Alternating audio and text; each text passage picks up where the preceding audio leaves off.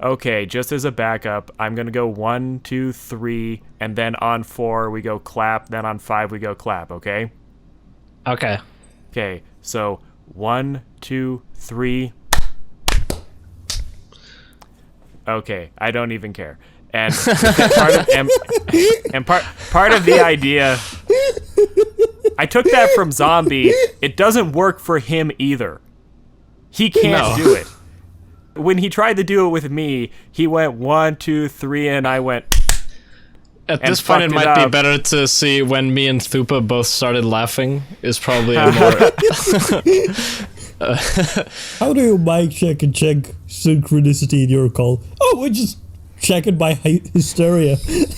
I actually think I joked with Zombie that if it got off, he could just look at all his laughs, and that was when I was telling jokes. But it actually would have just been a field of silence. Yeah, that's the problem. Yeah. The only what you're saying is you're really funny. Yeah. Fuck you, Thupa. That's like fucking jujitsu. You let the person's momentum carry them to destruction. Much like me attempting to do this at all.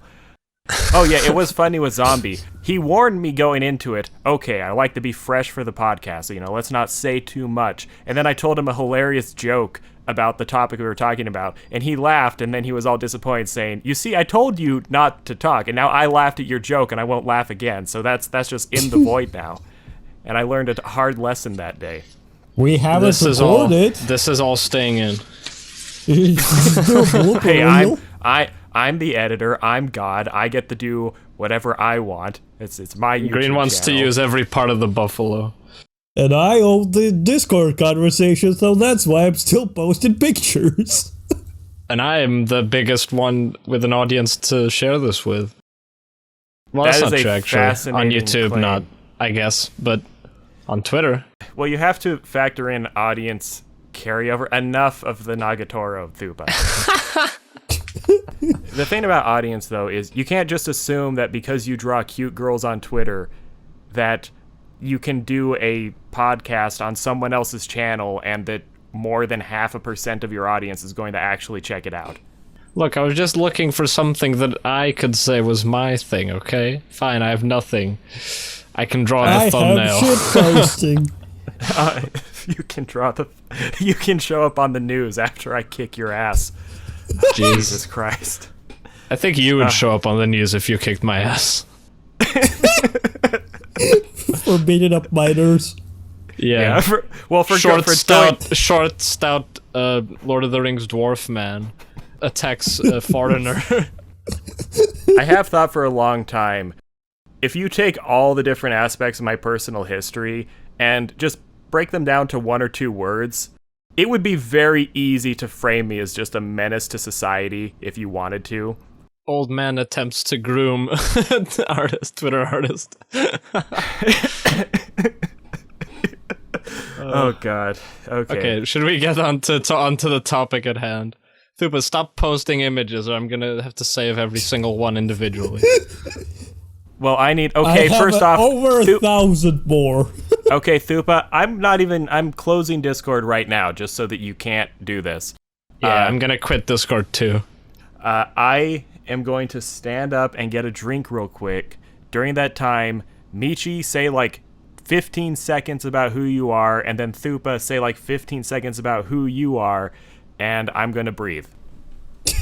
Okay. Hello, I'm Michi. I draw comics and comic-related stuff over on Twitter. Yeah. That's it? What else should I say?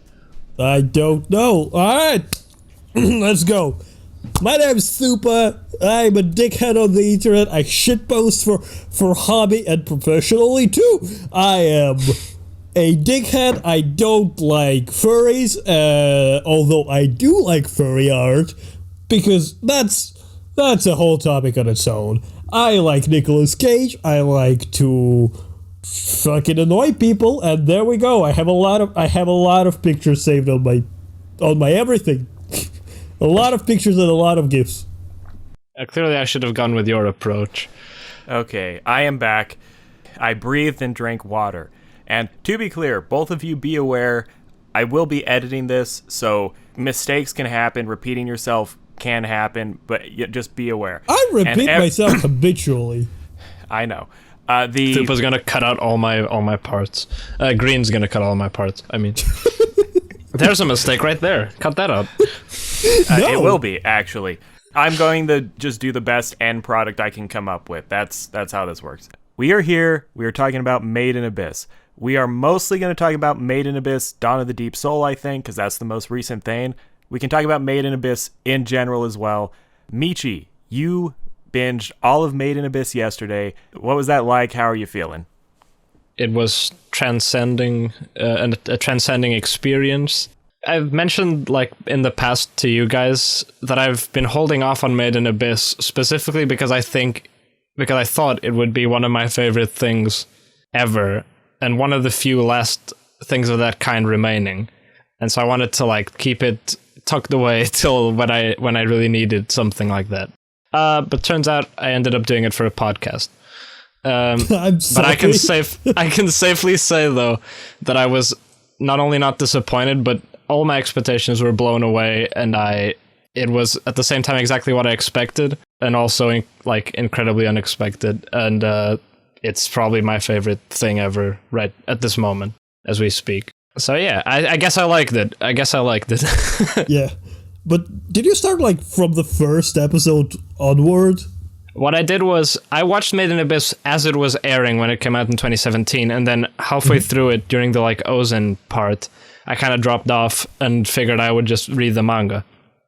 And then I got sidetracked by something. So then yesterday, I was going to watch the entire series, which isn't that long, and the movie, but I saw that there were the compilation films, so I thought I would just watch those. I watched them all in a row. It was about 6 hours altogether, and it was marvelous. It was glorious. Actually, that's not a bad approach. No, I think it was a good one. I do wonder, though, how different are they from the actual series? Because, honestly, I've seen the series itself, the animated all through, 13 episodes, I think it is, and I skipped on the recap movies because, well, they are recap. I didn't particularly want to see them. Is there any different there? Well, Green is the expert probably on if he noticed any difference.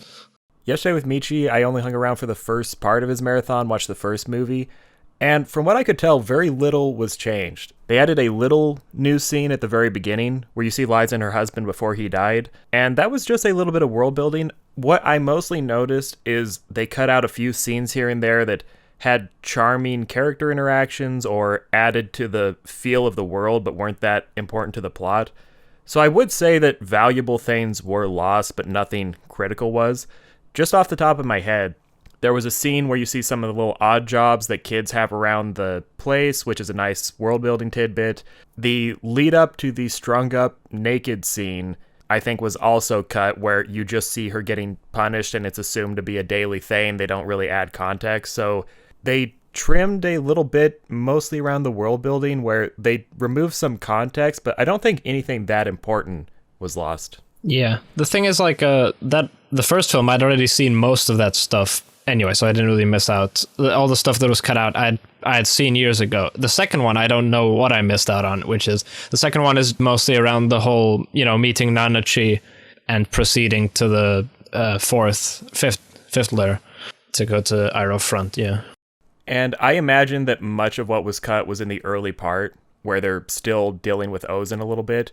And yeah, that's what it felt like. Immediately, like 15 minutes in, Rico had been stung by the orb eater, and we had the arm breaking scene, and then like most of the film was just hanging around the hut, and it ends just after Reg has incinerated Meaty.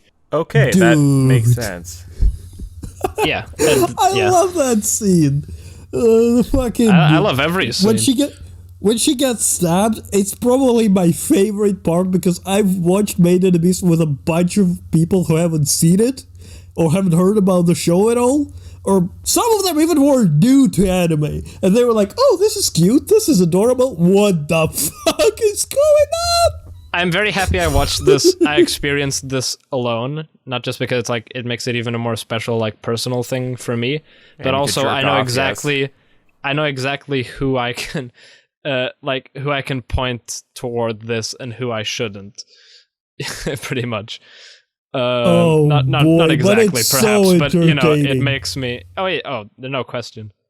But yeah, that scene is specifically the stabbing scene is one of those moments that Made in Abyss excels in, where you just feel like your stomach drop. Just seeing the frame of the spike through her hand, you just feel like this nauseating, like, oh fuck, everything's going down. Like, I feel I'm stuck in the downward spiral right away. Reg, you've gotta cut off my hand, Reg. Not hand, arm, Jesus.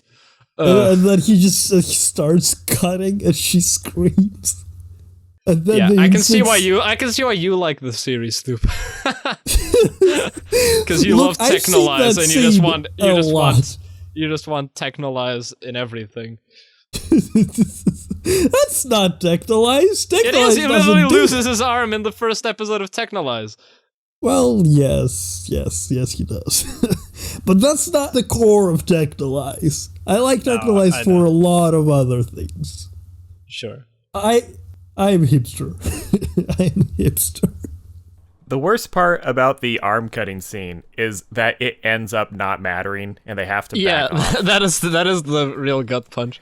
That's worse than actually losing the arm. Is the realization of or partially losing the arm is the realization of this was a mistake. And what also makes it really work is that I knew nothing about Made in Abyss. As soon as Nanachi showed up, I was like, this is new territory for me. I've only seen her on Twitter and in art and stuff, you know? And so, how I saw it, like, there's no reason why Riko couldn't have her arm chopped, and maybe the rest of the series she has, like, a prosthetic, or she just doesn't have that arm. I mean, like, in other series, you know that this character is not gonna have their arm cut off. You know, they're too important, or it would hinder too much of their abilities, you know?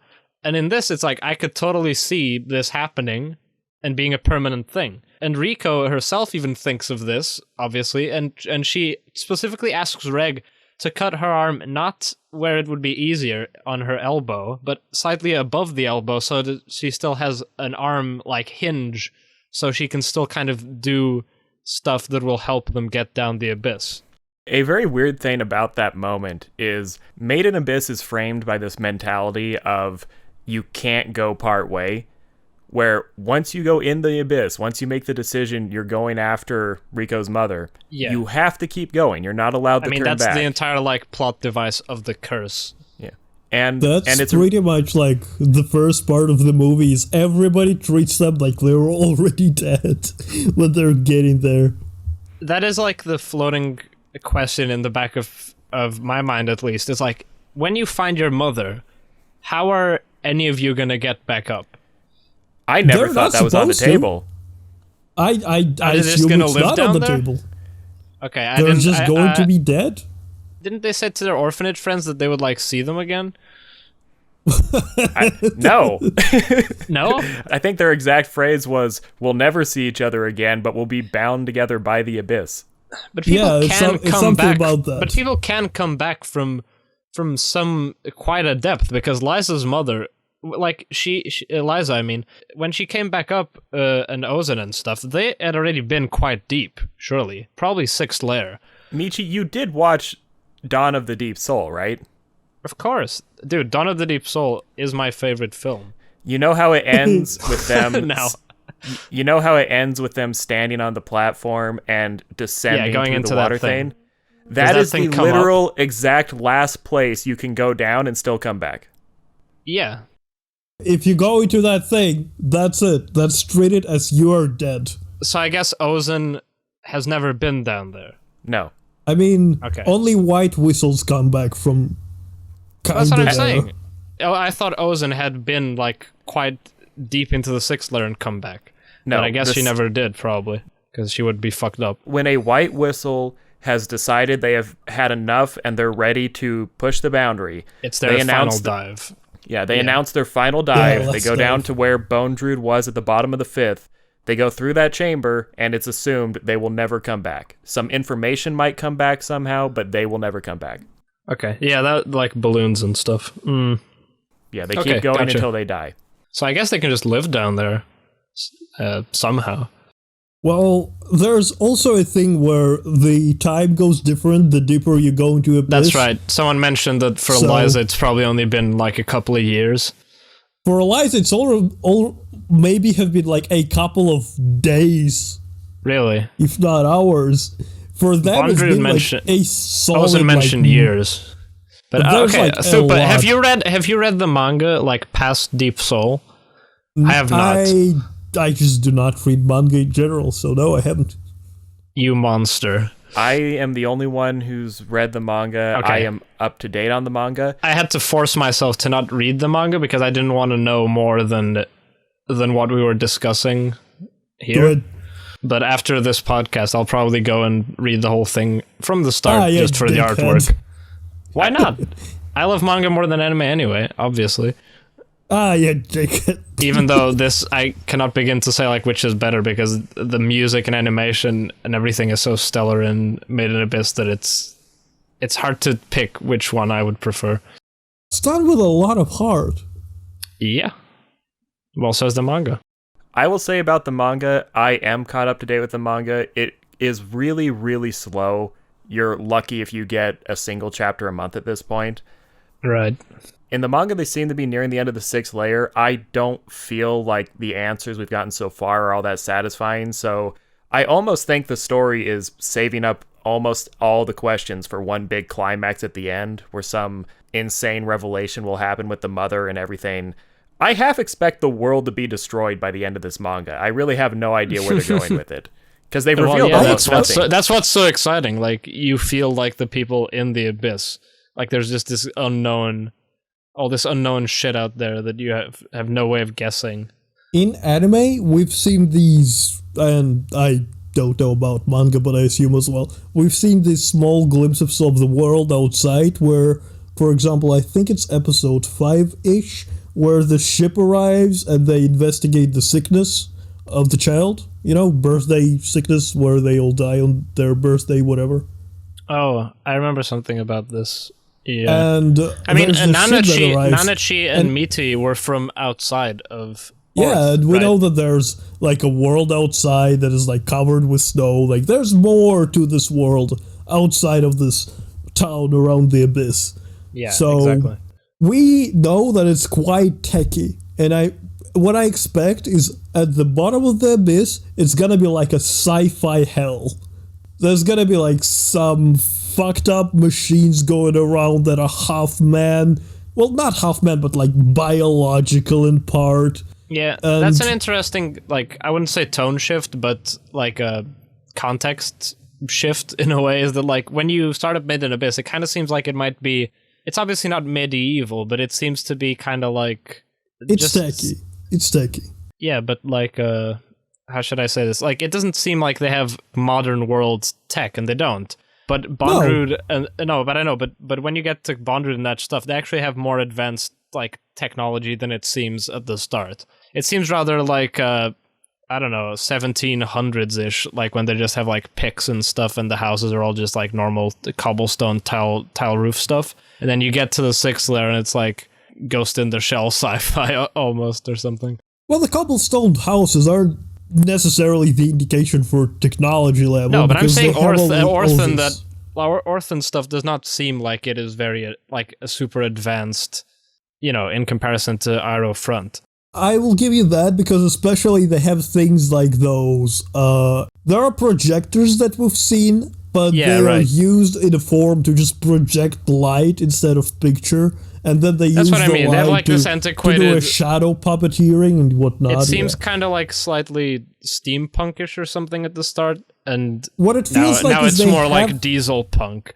Yeah, what it feels like, they have the technology, but a lot of people don't quite understand it, so they misuse it in a more primitive form then it can be used.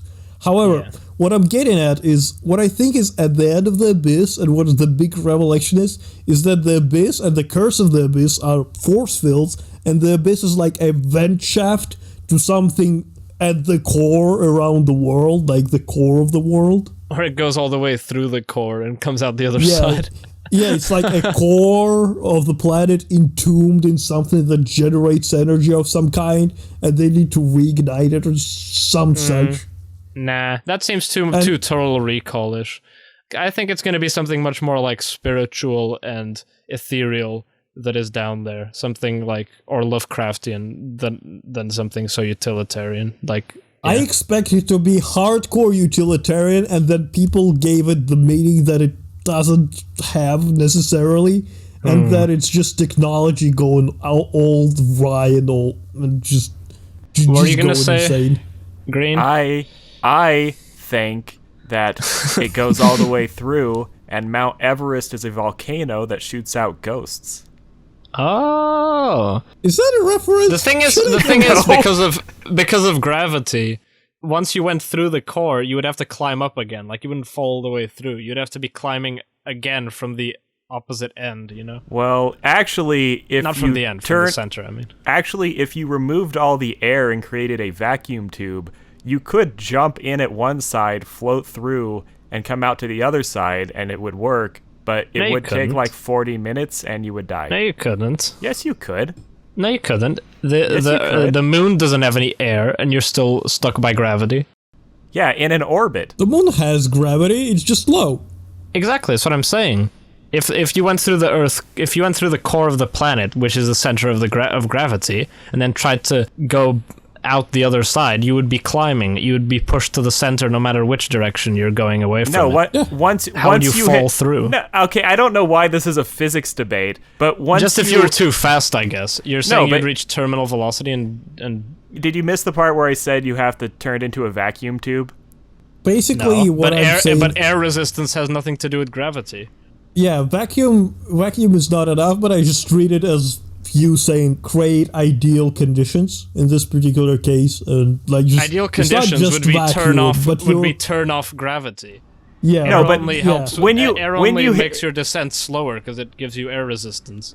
Yes, if there was no air or whatever else I'm You'd missing, still be climbing out because gravity is pulling you toward the center of this tube. then you would reach the center, and your momentum would contain all of the energy you picked up along the way, and then that would be perfectly Okay. symmetrical to the climb That is outward. fair. So you would slow down, and you would stop perfectly at the exact opposite Yeah, side. but we all know that there's no way of jumping from the top of the hole in Earth and landing all the way through the bottom because it's not like a continuous shaft. It's like loads of different tiny passages. Okay, Look, I am- stop talking about Yeah, your thank you. continuous shaft, bitchy. We all know your penis is I'm talking very about big. I'm talking about my Papa pole. Yeah, holy shit. We'll get there. Okay, holy shit, am I cutting that part out? I'm probably gonna replace it with a fucking audio of, and then me and Michi got in an argument about whether or not you could jump through the center of the earth, and it took 5 minutes. My high school was in physics. I I can't help it. Thank God you switched to art. Very nice, Mister. Whatever. I'm not gonna dox you. What, history degree? Yeah. People know. Okay. The technology of this world, I'm very comfortable assuming that it's somewhere between late 1800s, early 1900s overall, where better technology does exist, but if you're out in the middle of nowhere, you're going to use gas lamps and shit like that. That's what I mean. Like, the rest of the world is like 1800s, but Bondrud has access to like 20th century tech because he's a fucking genius, I guess. I kind of see the Abyss as a thing where the deeper you go, the less it makes sense inherently. Yeah, Where- that's true.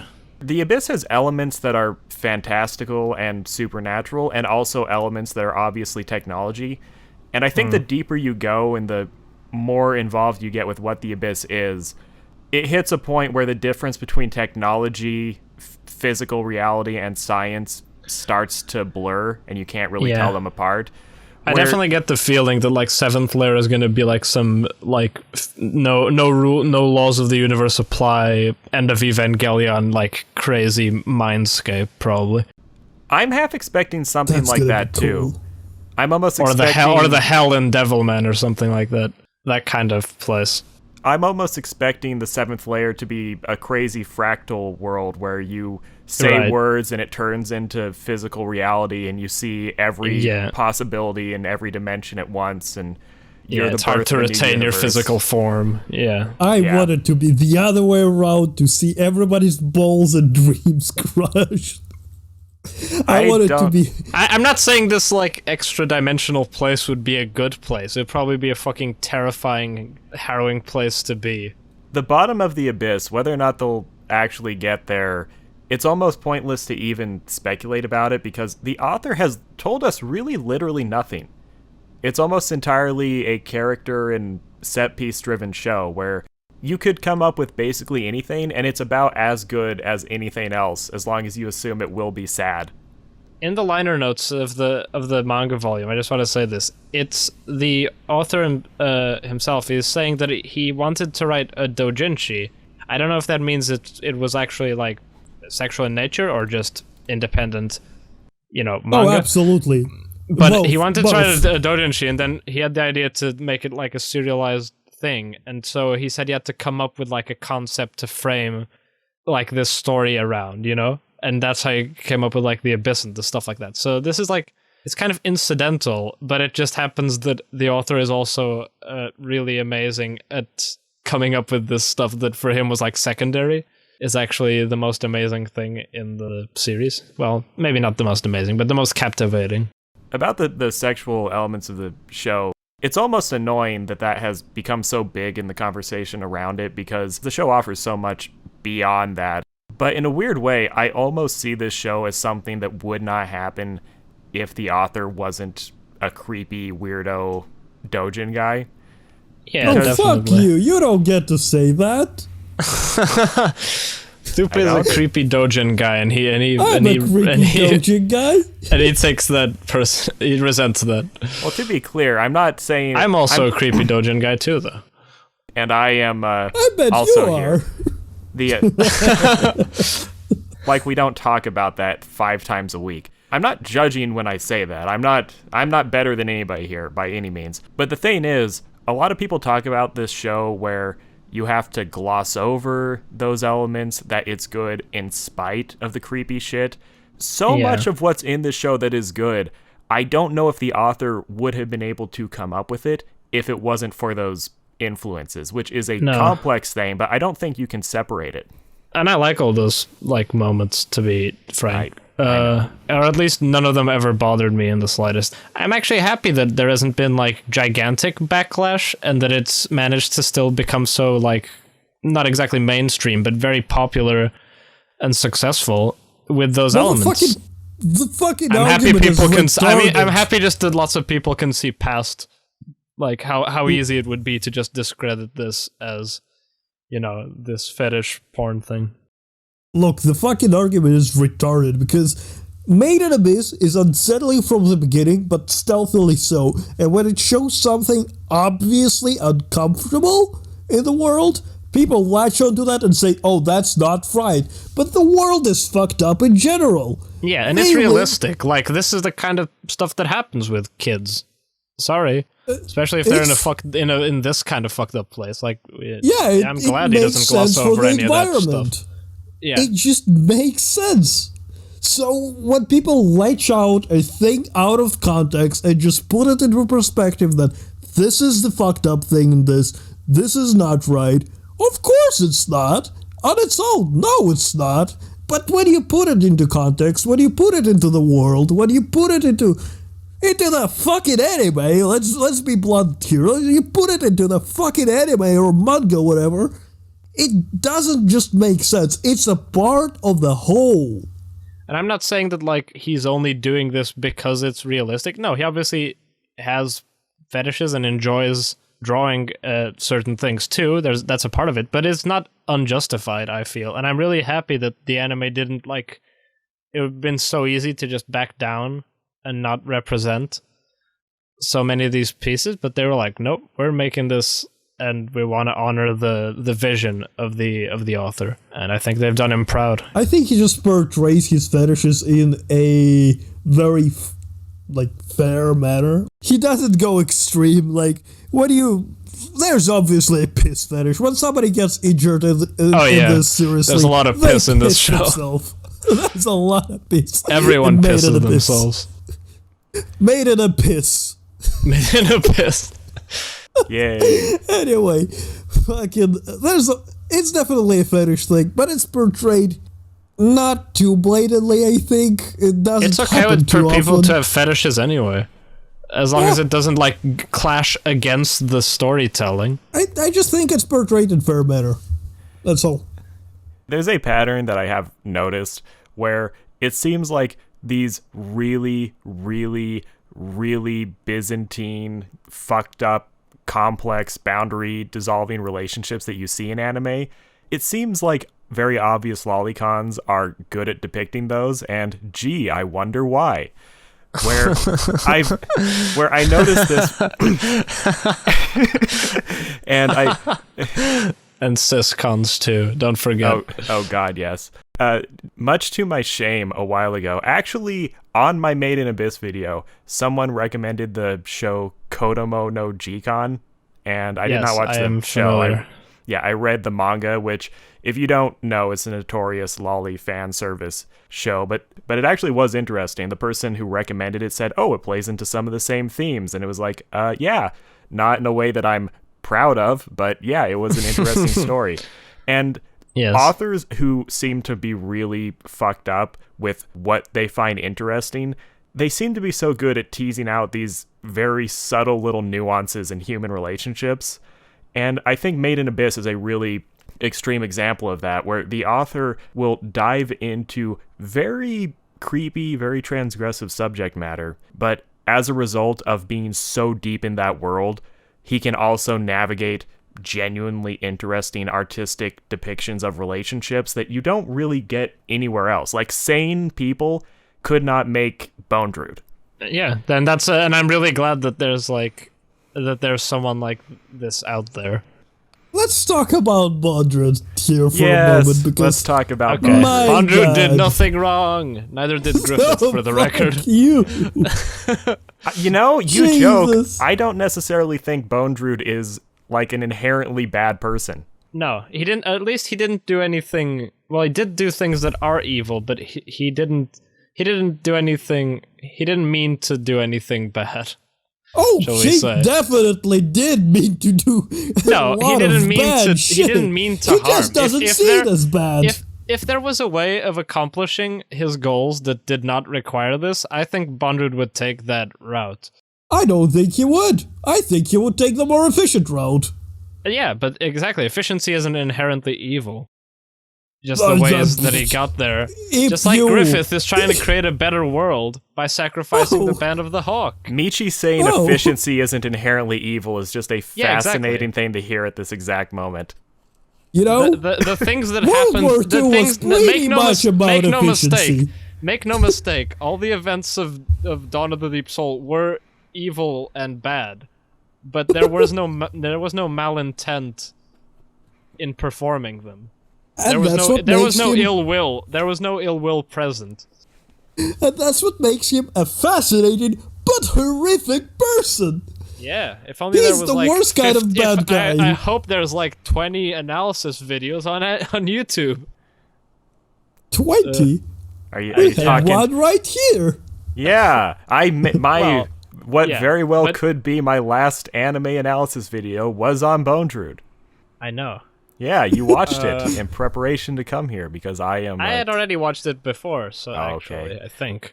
But I had retained nothing from it because I had no context. Thupa, I'm curious to hear what you're saying right now. I think Michi and I are both kind of on the same page with we emotionally We like Bondrewd. Yeah, we support his lifestyle. The Yeah, thing, Oh. we aspire to his goals. yeah, Oh, the thing, God. yeah, but both of us seem to be cutting Bone Druid some slack because we don't sense malice in what he does. Exactly. That seems to be a bigger sticking point Me- with you. Do you Me think and Green. that? Sorry, go ahead. I was just gonna Okay. say, me and Green are like Nanachi when she like has that moment when she holds Bondrewd's hand as one of his bodies is dying. I love that so much. I That think is me a and me, good well, like scene. me, Green, and Nanachi are all on the same page of like everything he did affected us emotionally terribly and made us feel sick and cry and piss ourselves many times. But we still like him somehow slightly, even if it's only a tiny percentage of our. And that's what I'm saying. That makes him an incredible character. No one argued against that. No one argued against that. But he's a horrific kind of person. Because the worst bad guy that can be there is the sympathetic one. Yes. You get him, you understand his reasons, but that doesn't make them right. He just makes it just makes the evil more spreadable. I think the great like anime villain lineage right now is like Griffith, Meruem, Bondrewd. It's like the trifecta of guys who have all done terrible, awful things, but you and still they find all yourself... have lolly sidekicks if you count Guts. That's I don't. You don't have to count Guts. Griffith has that girl who's friends with Shirky, the like duckmouth girl. You know what I'm talking about? I don't remember whether either of you watched Monster. Yes, I've watched. I'm like halfway through Monster.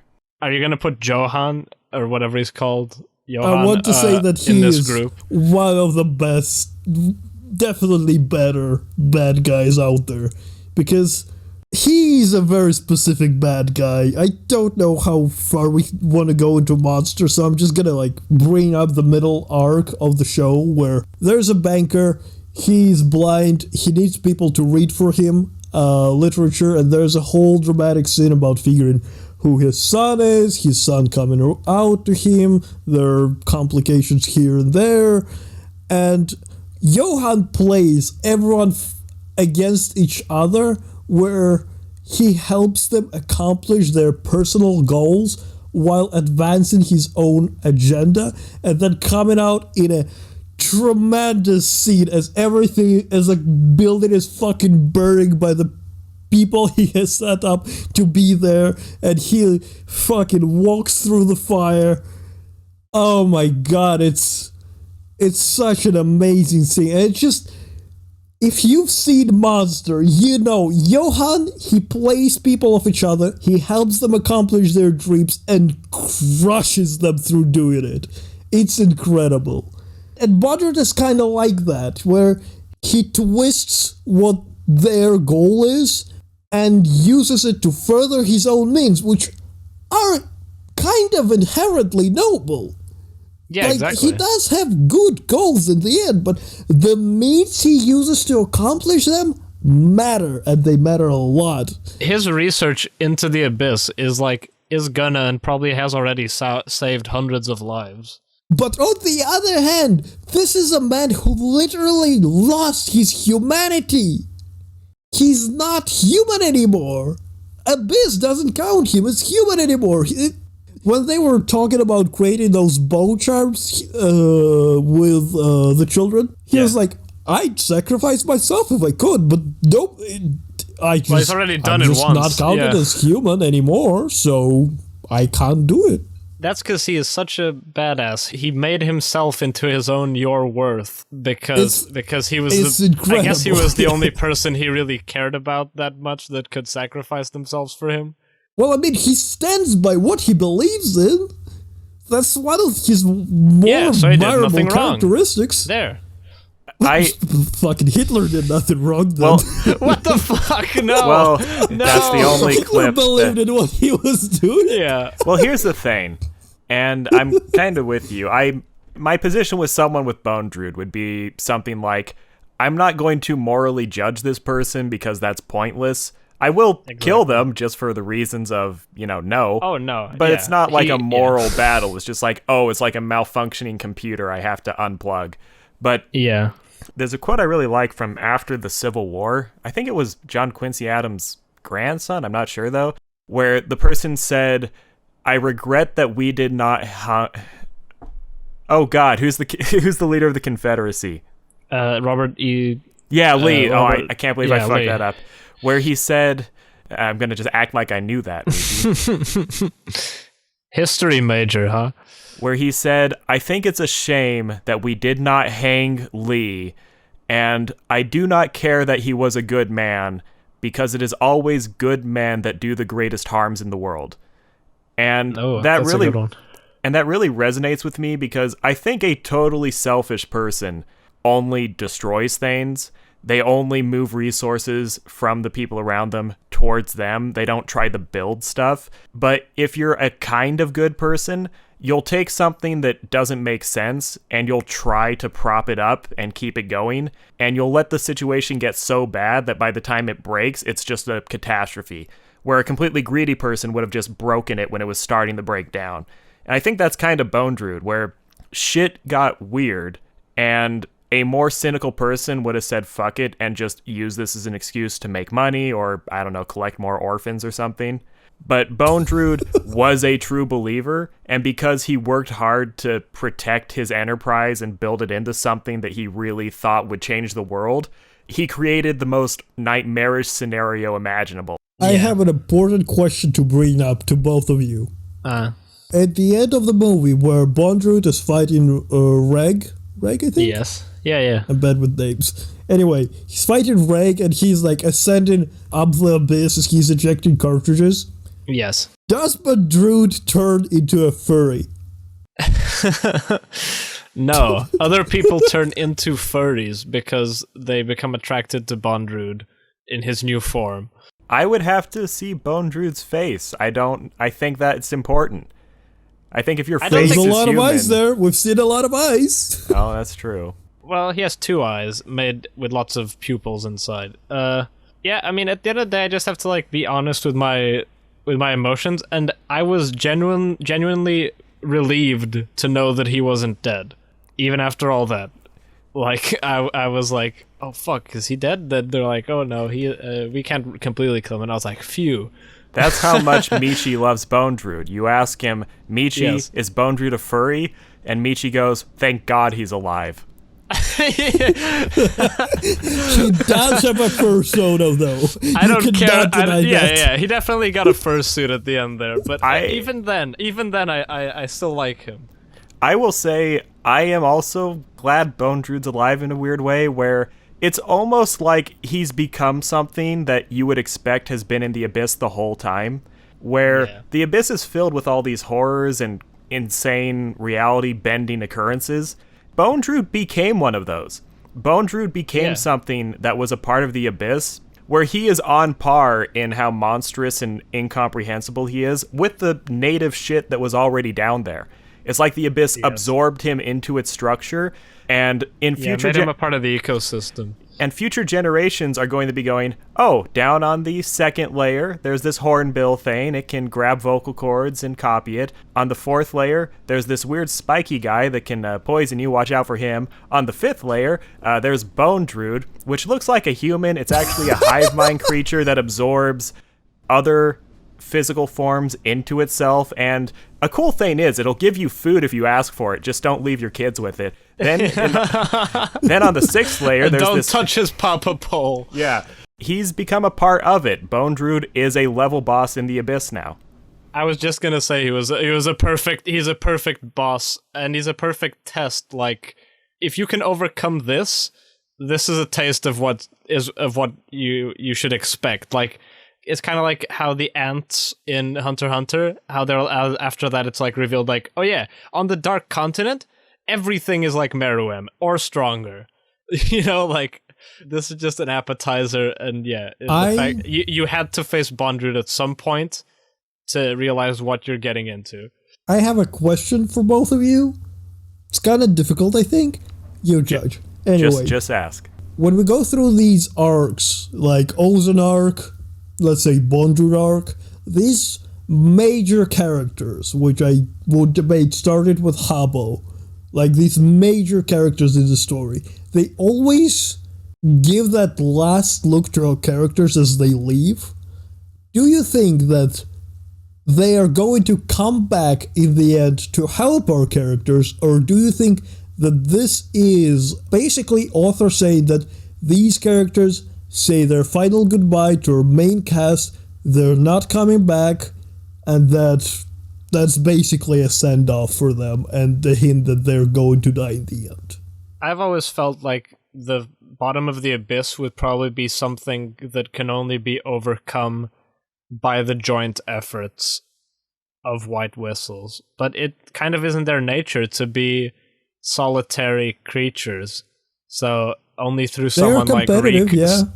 Yeah, not only competitive, they don't really interact with each other that much. Like, Ozen spoke of Bondrewd, but she probably hasn't seen him in, 30 years or something. Yeah, she has her house. She lives there in the abyss, but she's yeah, but she has, no reason to go down to Bondrewd. I feel like Rico could be a perfect, catalyst to kind of unify all these disparate, super strong weirdos against some greater evil.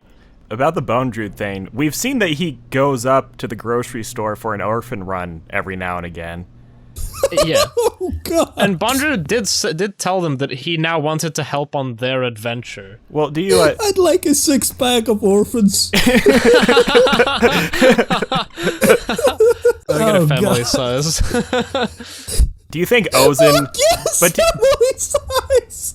Oh, that's dark. Do you think Ozen sits at her telescope just watching Bondrewd do his Willy Wonka routine, parading with a bunch of new orphans, and just kind of shakes and gets mad? I don't think she can see down that far. He has to go up all the way. I imagine he goes near her when he goes up and back. I see what you mean. She probably thinks one child is enough for me. Well, no, God, we could I don't think she that. sees that. I think she knows about it, but I don't think she sees it because when we see it in the, 13th episode where Nanachi and Michi were the most prominent part, there was a scene where they were... I'm not in Made in Abyss. I've told you this. I am not a gross one-eyed slime creature. I haven't seen you, and I'm not convinced that you aren't. I've done that before too. But, oh fuck, what were you just saying, Thupa? Anyway, restart what I'm saying is, at the beginning of the retelling by Nanachi, we clearly saw, at least in the anime, don't know about manga, that they were carried into some kind of elevator and then just lowered down in this elevator over time. Yeah, there's definitely a shortcut to the lower levels of the abyss. There are different ways out of the abyss. That's something that can be... that elevator probably can't go back up with people in it. It probably just has to be recalled. Doesn't. Yeah, exactly. Unless you put a bunch of cartridges above your head. But that could be, oh my god, killing children every 10 meters. Oh, yeah, exactly. God. Well, after it's unclear, and then all of them become furries. Well, first I want to say, you were saying that Ozen might not know, but, the whole government of Orth knows what Bondrewd is doing. They're funding him. I'm saying that Ozen knows, I just don't know if she's aware where those orphans are inserted into Abyss. I think Even if she was, I don't think she would do anything about it. I don't think she would either. No, she wouldn't. The thing about... And also, I was going to say, it's unclear, I was just going to say a tiny thing, which is about that raising thing. It's unclear if the side effects of coming back from the 6th layer are loss of humanity or death, right? Yes. Is that just rising from the 6th to the 5th? And then past the 5th, you're just affected by the effects of coming back from the 5th. You know what I mean? Like once you get to you're going down from this, you're going up from the 6th all the way to the surface. Once you reach the 3rd, are you just affected by the blood and nausea and stuff, or do you continually feel the effects of coming up from the 6th all the way up to the surface? I don't think it's that cumulative. Can't be right. I think it's entirely how deep you are and the speed. Where I think you can come up from the 6th, you just have to do it really slowly. Really? We see adventurers like Habo again, like all of those like miscellaneous guys, like the dude who leads the expedition in the orphanage and whatnot.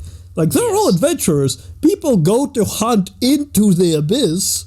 Yeah, but those guys are only... That guy is a moon whistle, and Hablog is a... Is he a black whistle? Yeah, he's a black whistle, yeah.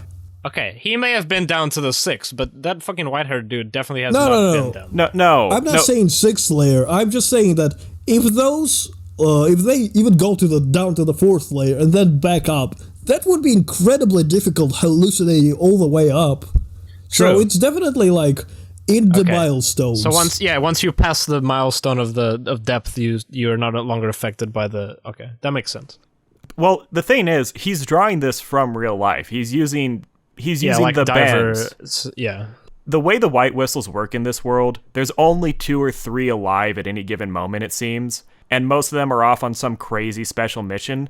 So the 5th layer, nothing would happen there at all unless the black whistles went down there fairly often. My headcanon is that 4 and 5, it's almost exclusively black whistles that go there. Yeah, but they do go down there. I mean, Nanachi has a collection of whistles from people who she's tried to rescue or used for experiments or something. Oh, she killed all of them. And they're exclusively, it was like half black, half moon whistles. And that was third, was that third or fourth? That was 4th layer, I believe. Yeah, that was 4th.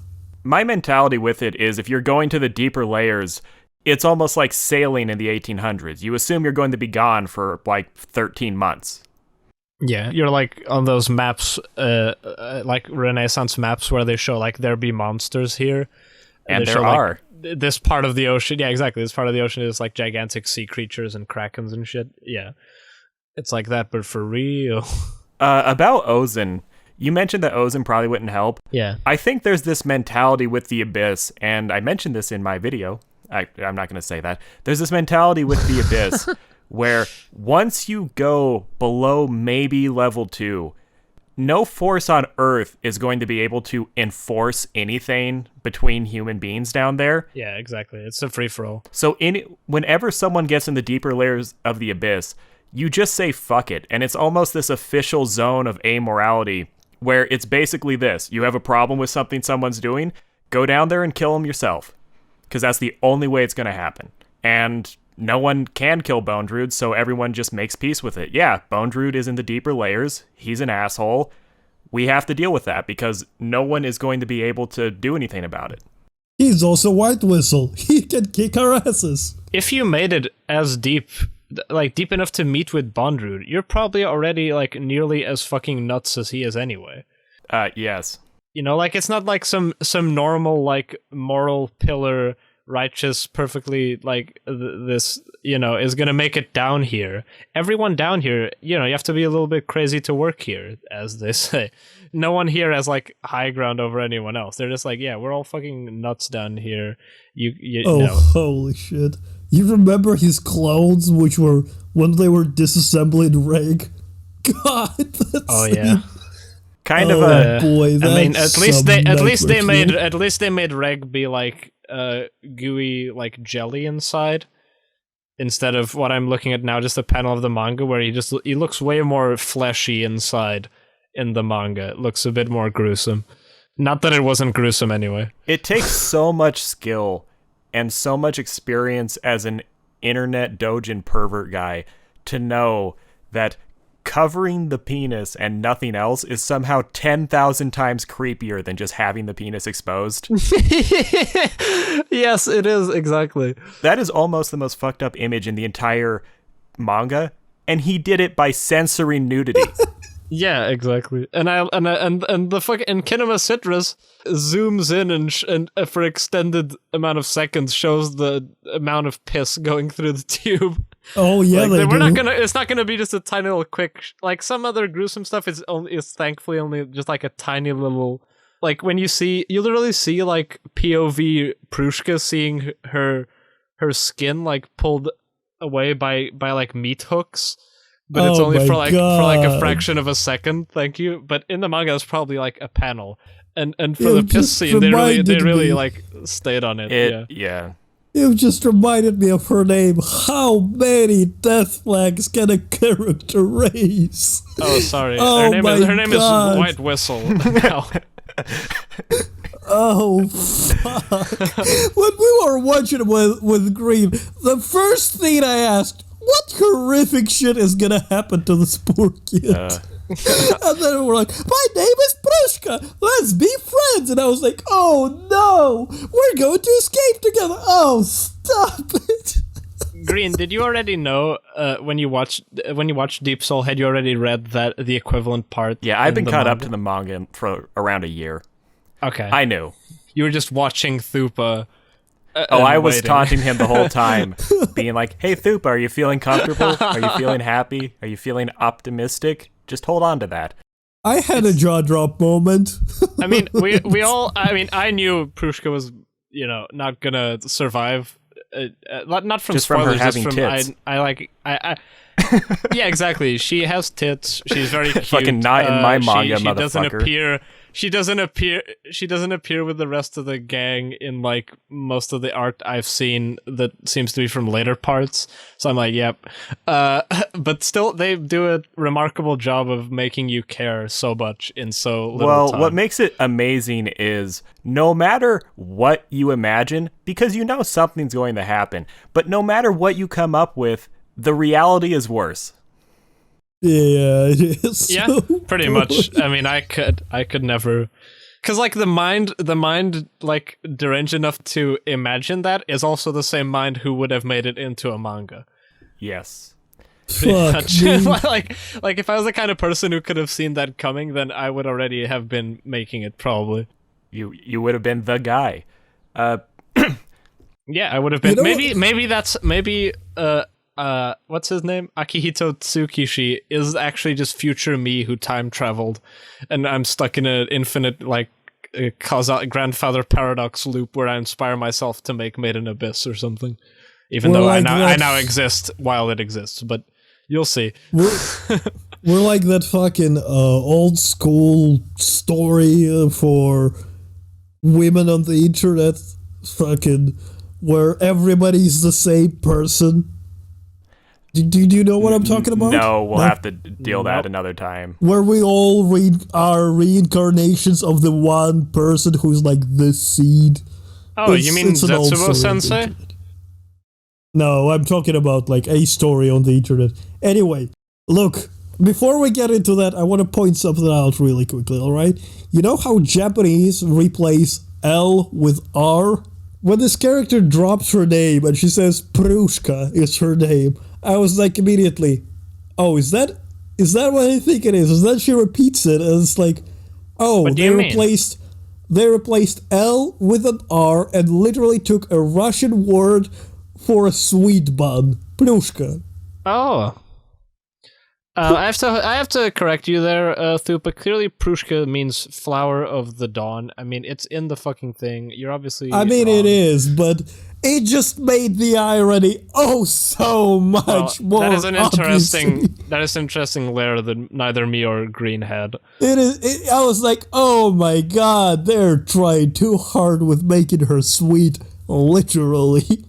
I mean, her head does look like a bun. Oh god.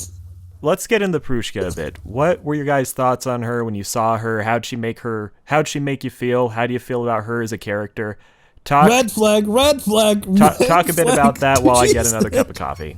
Okay, Prushka made me feel very uneasy all the time. Not because of the red flag of, like, oh, she's gonna die. Just because the whole concept of her, like, creeps me the fuck out.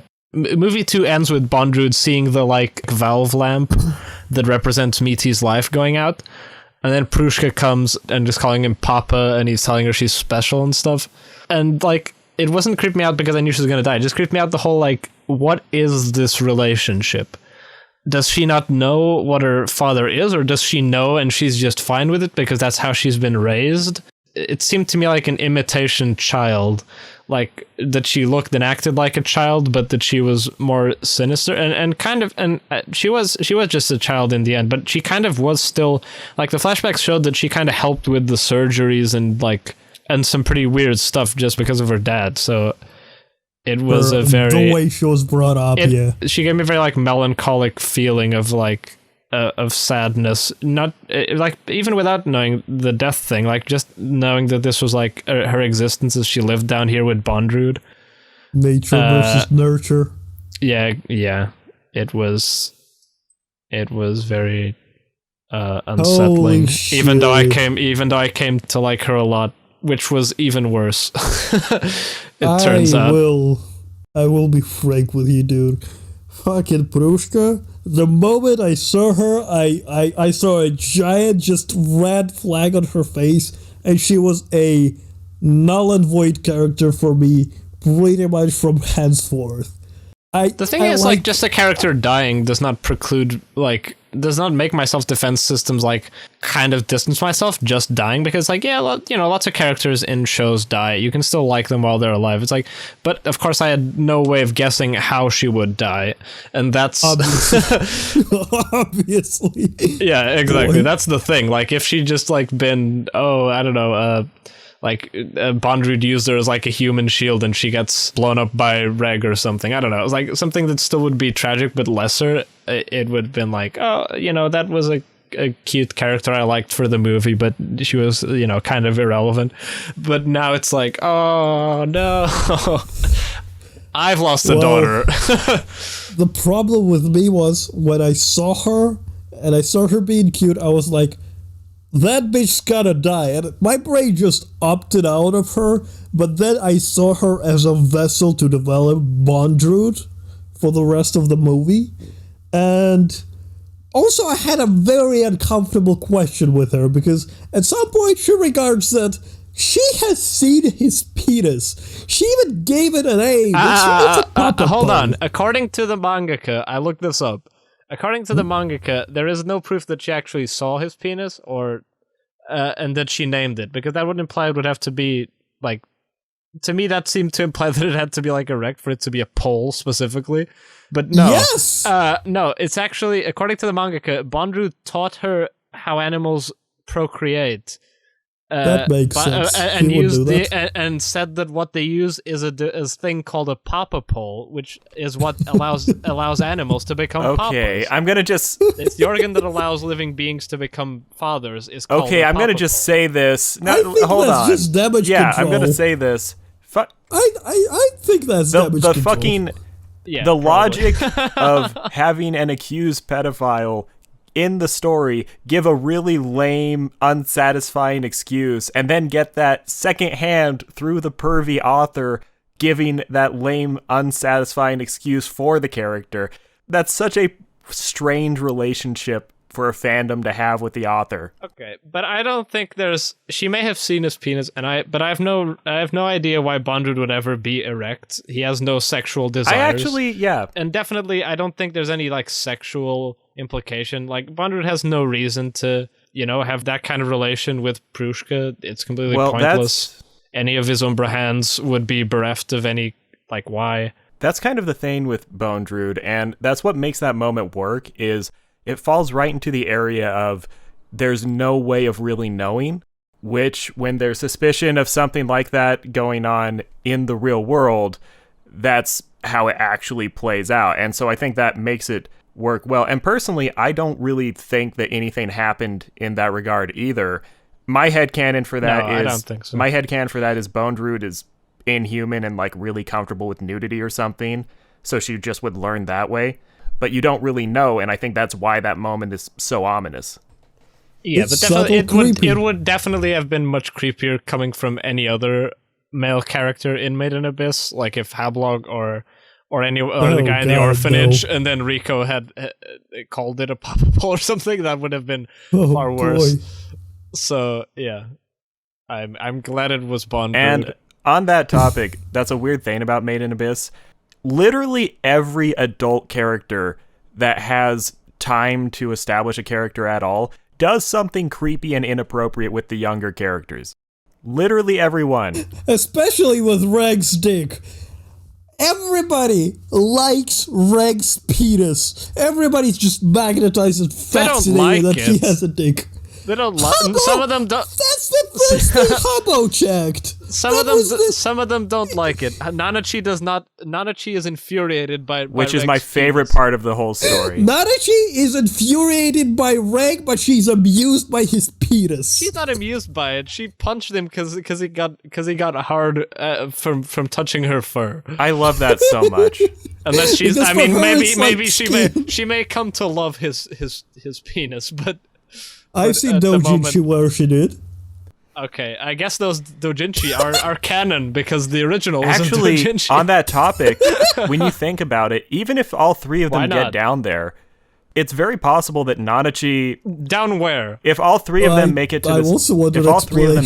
the 7th layer and survive and get to live out their lives. Okay, that's what he means. He's not talking about Reg's penis. But if you assume that Nanachi's biological situation is similar to Meaty and the other failed experiments, then eventually Rico would die of old age, and Nanachi and Reg would just be down there. And Reg will be... I could see Reg true. getting with both of them, and maybe the mom too. Who knows? Oh. I mean, you're implying... She could be the mom's ex-lover. Not implying. Or he could be the mom's ex-lover. No, not that. Yeah. Are we entering a time paradox now? Well, I was just saying you're assuming that Nanachi has retained her like reproductive I parts. assume. Maybe her transmutation changed her anatomy and she has no need for such organs. I mean, does she go to the bathroom? I assume. Yes. I don't know. She eats. Do you see her go to the bathroom?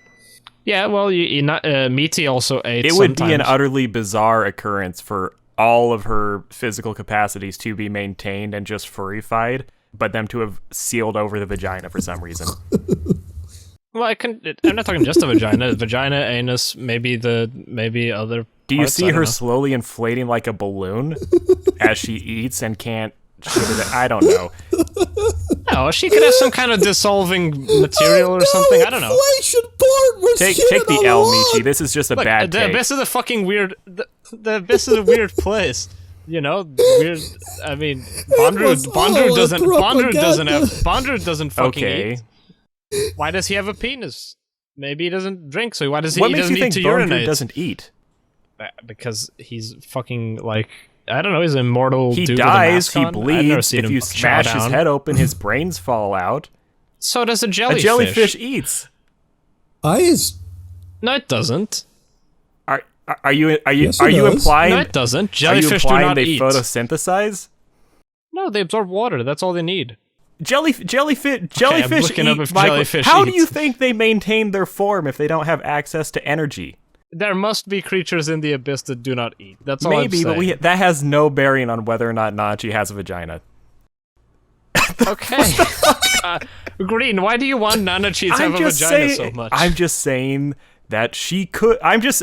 Because Because it's her sexual. ending up- I know obviously she does because the author is a pervert. Because her and Reg ending up together would actually make total sense as an ending because they're actually physically compatible. Where they're both immortal, they're both, I don't know, the same size. They're not going to die of old age like the human guess. characters. Okay, you win. I'm just saying that. Stop shipping I'm not characters, you here. dick. I'm not here to ship. It just clicked in my head. That would make total sense as a way for it to end because we know the thing with Rico and Reg. Unless there's insane shenanigans going on down at the bottom of the abyss, they're not going to be together forever. And then Nanachi's gonna fuck Goku. That should be the new meme for really strong characters. I bet his ass couldn't fuck Goku. Okay, I just wanted to God. mention a weird thing. I was not expecting Bondrud to become. I knew his plan was to become like Nanachi in that he wanted to get the blessing of the abyss and not the curse. But I did not think that it would manifest in Bondrud the same way as it did in Nanachi. You know what I mean? I didn't think he would also become a furry creature. I thought he would become like a different kind of like animal-looking thing, but that it would be a random mutation. But it seems specifically that the life form best suited to survive the abyss is a furry kind of clawed bear creature. Seems to be like the default survivor of the abyss creature. Which So is what interesting. you're saying, in the end, when we I thought he was all going to become end- like some kind of lizard dude or something. You know, like it would that just be would like be cool.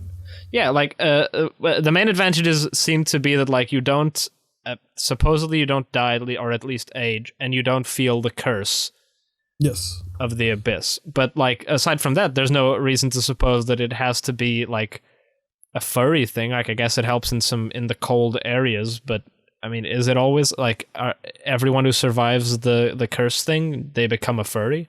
That seems to be like one of the rules of the abyss. So the only survivors of the abyss and nuclear warfare in the end will be cockroaches, those bear whatever microscopic things, and furries. Bear books. Yeah, exactly. It's all gonna be furries. Oh my god. They're gonna yeet the world back alive. when you know about the author's history, that actually creates a very compelling meta-narrative where all these different fetishes, indulging in them one way or another, you will end up a furry. Oh god. Maybe Bondrewd just wanted to be a furry. Maybe I'm it took saying it took his own personal. There's an argument to be made that Bondrewd is a furry. It took his mental image of perfection, which just happened to be a furry creature. He just saw Nanachi and what she turned into. He was like, I want to fuck that. I want to be like that. No. Since we're talking about Nanachi and Bondrewd and relationships, earlier you mentioned the part where Nanachi holds his holding hand. Bondrewd's hand, and as they're going to leave, after everything that has happened between these two is now brought to completion, I said it as she cannot quite bring herself to hate Bondrewd. And I love that so much. Yeah. And to me, that's one of those little relationship things that this author is so good at, where it's the contrast of a big part of you hates this person, but the part of you that loves the person still and actually did value the relationship is still there and can't quite turn off, even though you want it to go away. That is such a good moment to me. Mm-hmm. Yeah, definitely. That was the perfect ending for their relationship. I also really love that Bondrewd, his manner of speaking, where no matter what the fuck is happening, he's just always saying how everything is marvelous and excellent and brilliant, and he's so happy. Yeah, he's so happy with the Subarashi potential of every event. There's never a mistake or a failure. It's everything is just a new avenue to a universe of possibilities that is opened up. Yes. I've got nothing. Yeah. Yes. And that's part of the Abyss thing, where Bondrewd has gotten to the point where the only criteria in his head that evaluates situations is his curiosity for the Abyss and his desire to learn about it. So if Bondrewd is learning, then by definition, a situation is good, even if literally any other human on the planet would look at it and go, this is the most fucked shit ever. Bondrewd is learning, and that means he's won. So even if you're killing him, if he learns in the process of dying, exactly, he will be happy. It's a new experience, yeah. And he just keeps coming back with more knowledge and more experience. We're kind of exhausting Bondrewd. Earlier we mentioned Ozen. Bondrewd, yeah. And what are your guys' feelings on Ozen? Because I feel like Ozen is a good character, and it's unfortunate that we don't get to use her more than we do. I think... Look, I'm going to answer you... Yeah. I'm going to answer you with a question of my own. You've watched Sangatsu no Lion recently with a lot of old people who are grumpy. How can you hate an old grumpy person? They're amazing. She just doesn't look very old. In fiction, they're amazing, but that's a weird thing about Ozen too, is so much of her mannerisms are tied up in you have to know she's a very old woman for them to make sense. I did the math with Michi the other day, and I think the very, very youngest you can claim Ozen is maybe 55, and realistically, she's much older. I was checking online, and the consensus seems to be that Ozen is quite a bit older than Bondrewd, and they were saying Bondrewd is probably around 50, Ozen's probably around 70, which I seems would believe about that. Right. Yeah, and you're asking what my opinion of Ozen was. I think she's awesome. And she kind of seems to be the most archetypal version of a White Whistle, where Liza is this mysterious, we don't really know that much what's up with her, and she has more of a feeling side of wanting to have a child and stuff, and Bondrewd is this non-human anomaly. Ozen seems to me to be what White Whistles are usually kind of solitary, super tough badasses. Yeah, exactly. Who kind of keep to themselves, but are not she's mean and kind of apathetic to most things. But she's not evil or anything. She's not crazy. She will help. Yeah, she will help in certain circumstances and stuff. So I think she's a very cool. I like that we have this character we can kind of look to it, just this badass tall figure that is looming when in any scene she's in. I really feel like they're gonna the author's gonna do more with her. I don't know about that, just because tossing Okay. aside characters has become such a way of life with this, but I would be happy to see Ozen. You mentioned that Ozen's not that bad. I really see Ozen as probably the morally best character in the show in terms of when you look at the actual challenges that she's put up with and the temptations that she's faced. Most of the White Whistles seem to either kill themselves, disappear, or go dark pretty quickly. Ozen's been doing this shit for like 60 years, and she's just a slightly grumpy person that doesn't do as much as she could. That probably took an incredible amount of goodwill and effort to just maintain that being an Abyss diver for that long. Yeah. I agree. And also, I want to... you go ahead. I want to add something to my previous statement where I said she wasn't crazy. She is crazy. She literally admits to it. No, she definitely is. Says, of course she's crazy. She's a fucking White Whistle. she like literally says that ascended from the 5th layer, she got these scars on her head that she tries to hide with her hair because that's what physically does mentally scarring experience of ascending from one level to another. But also her hair is also a side effect of the Abyss, because I was asking Green about this because I was mentioning a similarity between her hair and the school, the orphanage like headmaster lady, and then in I think she's just old. In Deep Soul, when we see the flashback of Prushka like recovering from her many accidents, she notes that at some point her hair becomes all curly and gains a second color of green, you know. So she also Prushka's hair is also like affected by the same thing as Ozen's and probably Liza's, which is a really interesting bit of world building that everyone has these weird hairs except for Bondrewd because he's not a person. Don't remember. Correct me if I'm wrong, but didn't I was going to say Michigan, Nadachi, in her flashback in 12th or 13th episode, whichever it was, didn't she start with like darker hair, and when she like went into Abyss, her hair like goes white or something? No. Is that the case? She always had white hair. It's from what I recall. Part of my view on the Abyss is I think the deeper you go down and the longer you're down there, it just opens you up to inexplicable changes that no one can really predict. Where if someone hung down on layer 5 for 3 years or something, and one day they woke up and had a pair of wings, I wouldn't view it as that weird. I think strange transformations that are inexplicable are part of it, and the hair is just the most common one. Yeah, that makes sense. I think it makes you inhuman and not of this world in subtle ways that build up over time. Also, I'm kind of fucking on the fence about them being able to ascend the Abyss by fucking turning on the animal sense and sensing some kind of fucking auras. That and was whatnot. weird.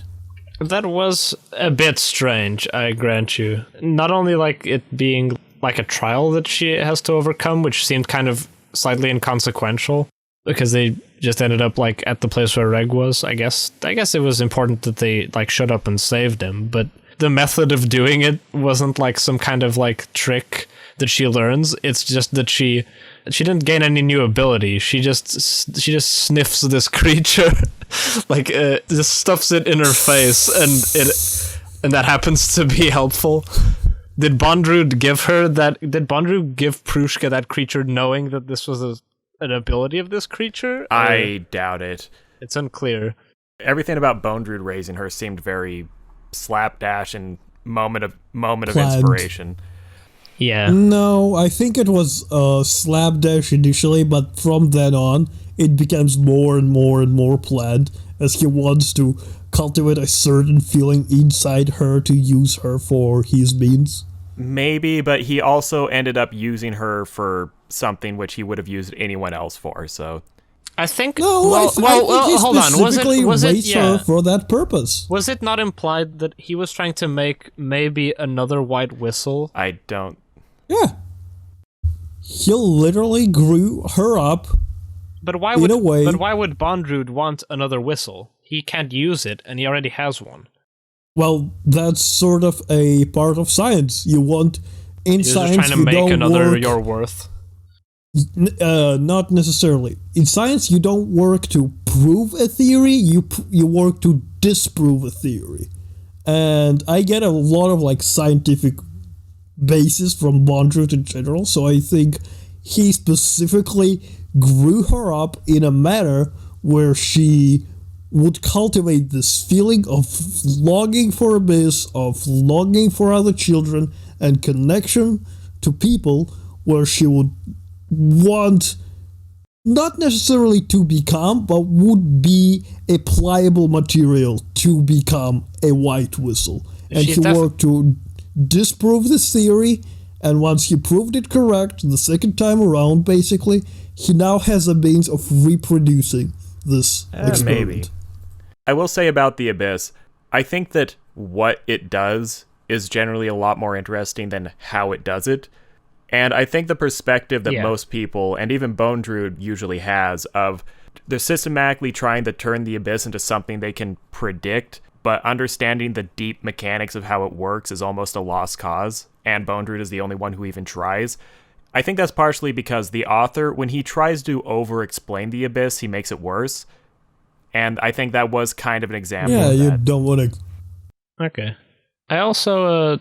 we were talking about Ozen, and I was mentioning her maybe coming back at some point. One of the reasons I was thinking about that is that they kind of opened a doorway in this film by explaining the whole method of making white whistles. Kind of makes us think, well, how did Ozen get her white whistle? How did Liza do it, you know? So there's potential there to tell some story of like who Ozen sacrificed, or who sacrificed themselves for Ozen, rather. And I'm sure they'll explain Liza's, but yeah, Ozen especially, maybe it'll have something to do with that. I don't know. With Liza, I'm generally just assuming that she sacrificed the dad. I don't know that, but... I thought so too, but I remembered that yesterday watching the film, they said that he died during an expedition.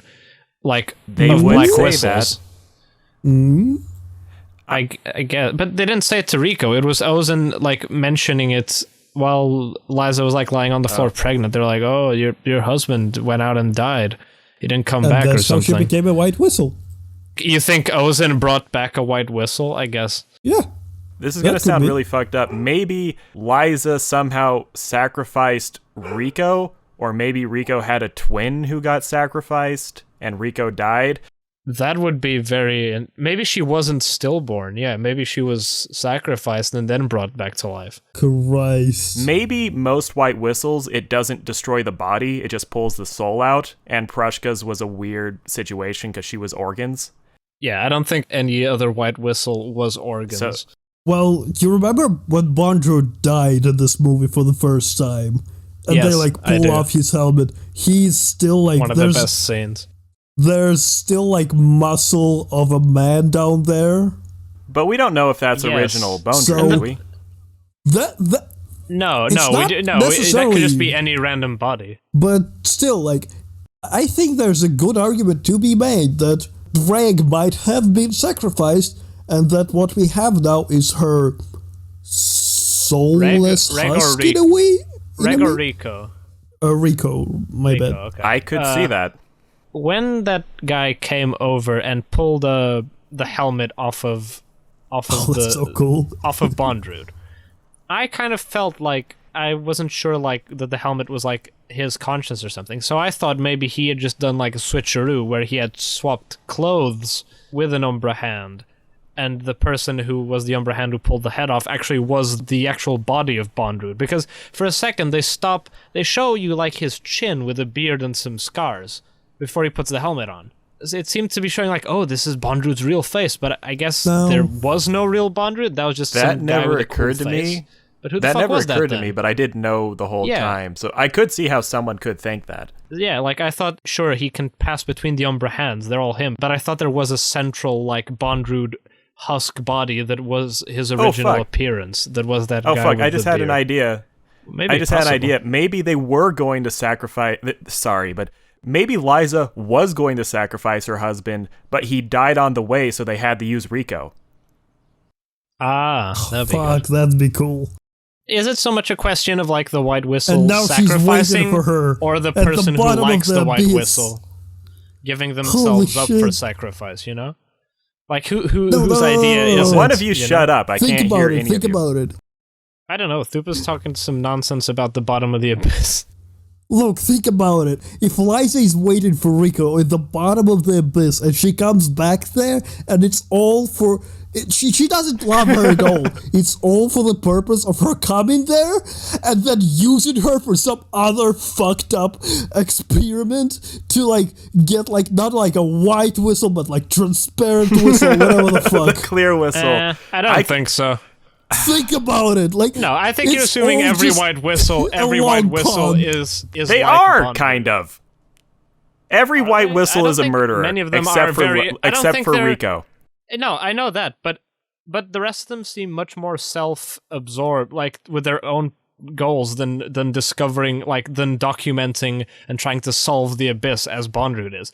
Bondroot seems to be like selfless, literally selflessly, like, you know, just trying to make the abyss a more understandable place for the rest of the divers, whereas Ozen doesn't seem to really give a fuck about, like, research. She just seems to want to find cool shit for herself to make herself stronger so she can see more cool places.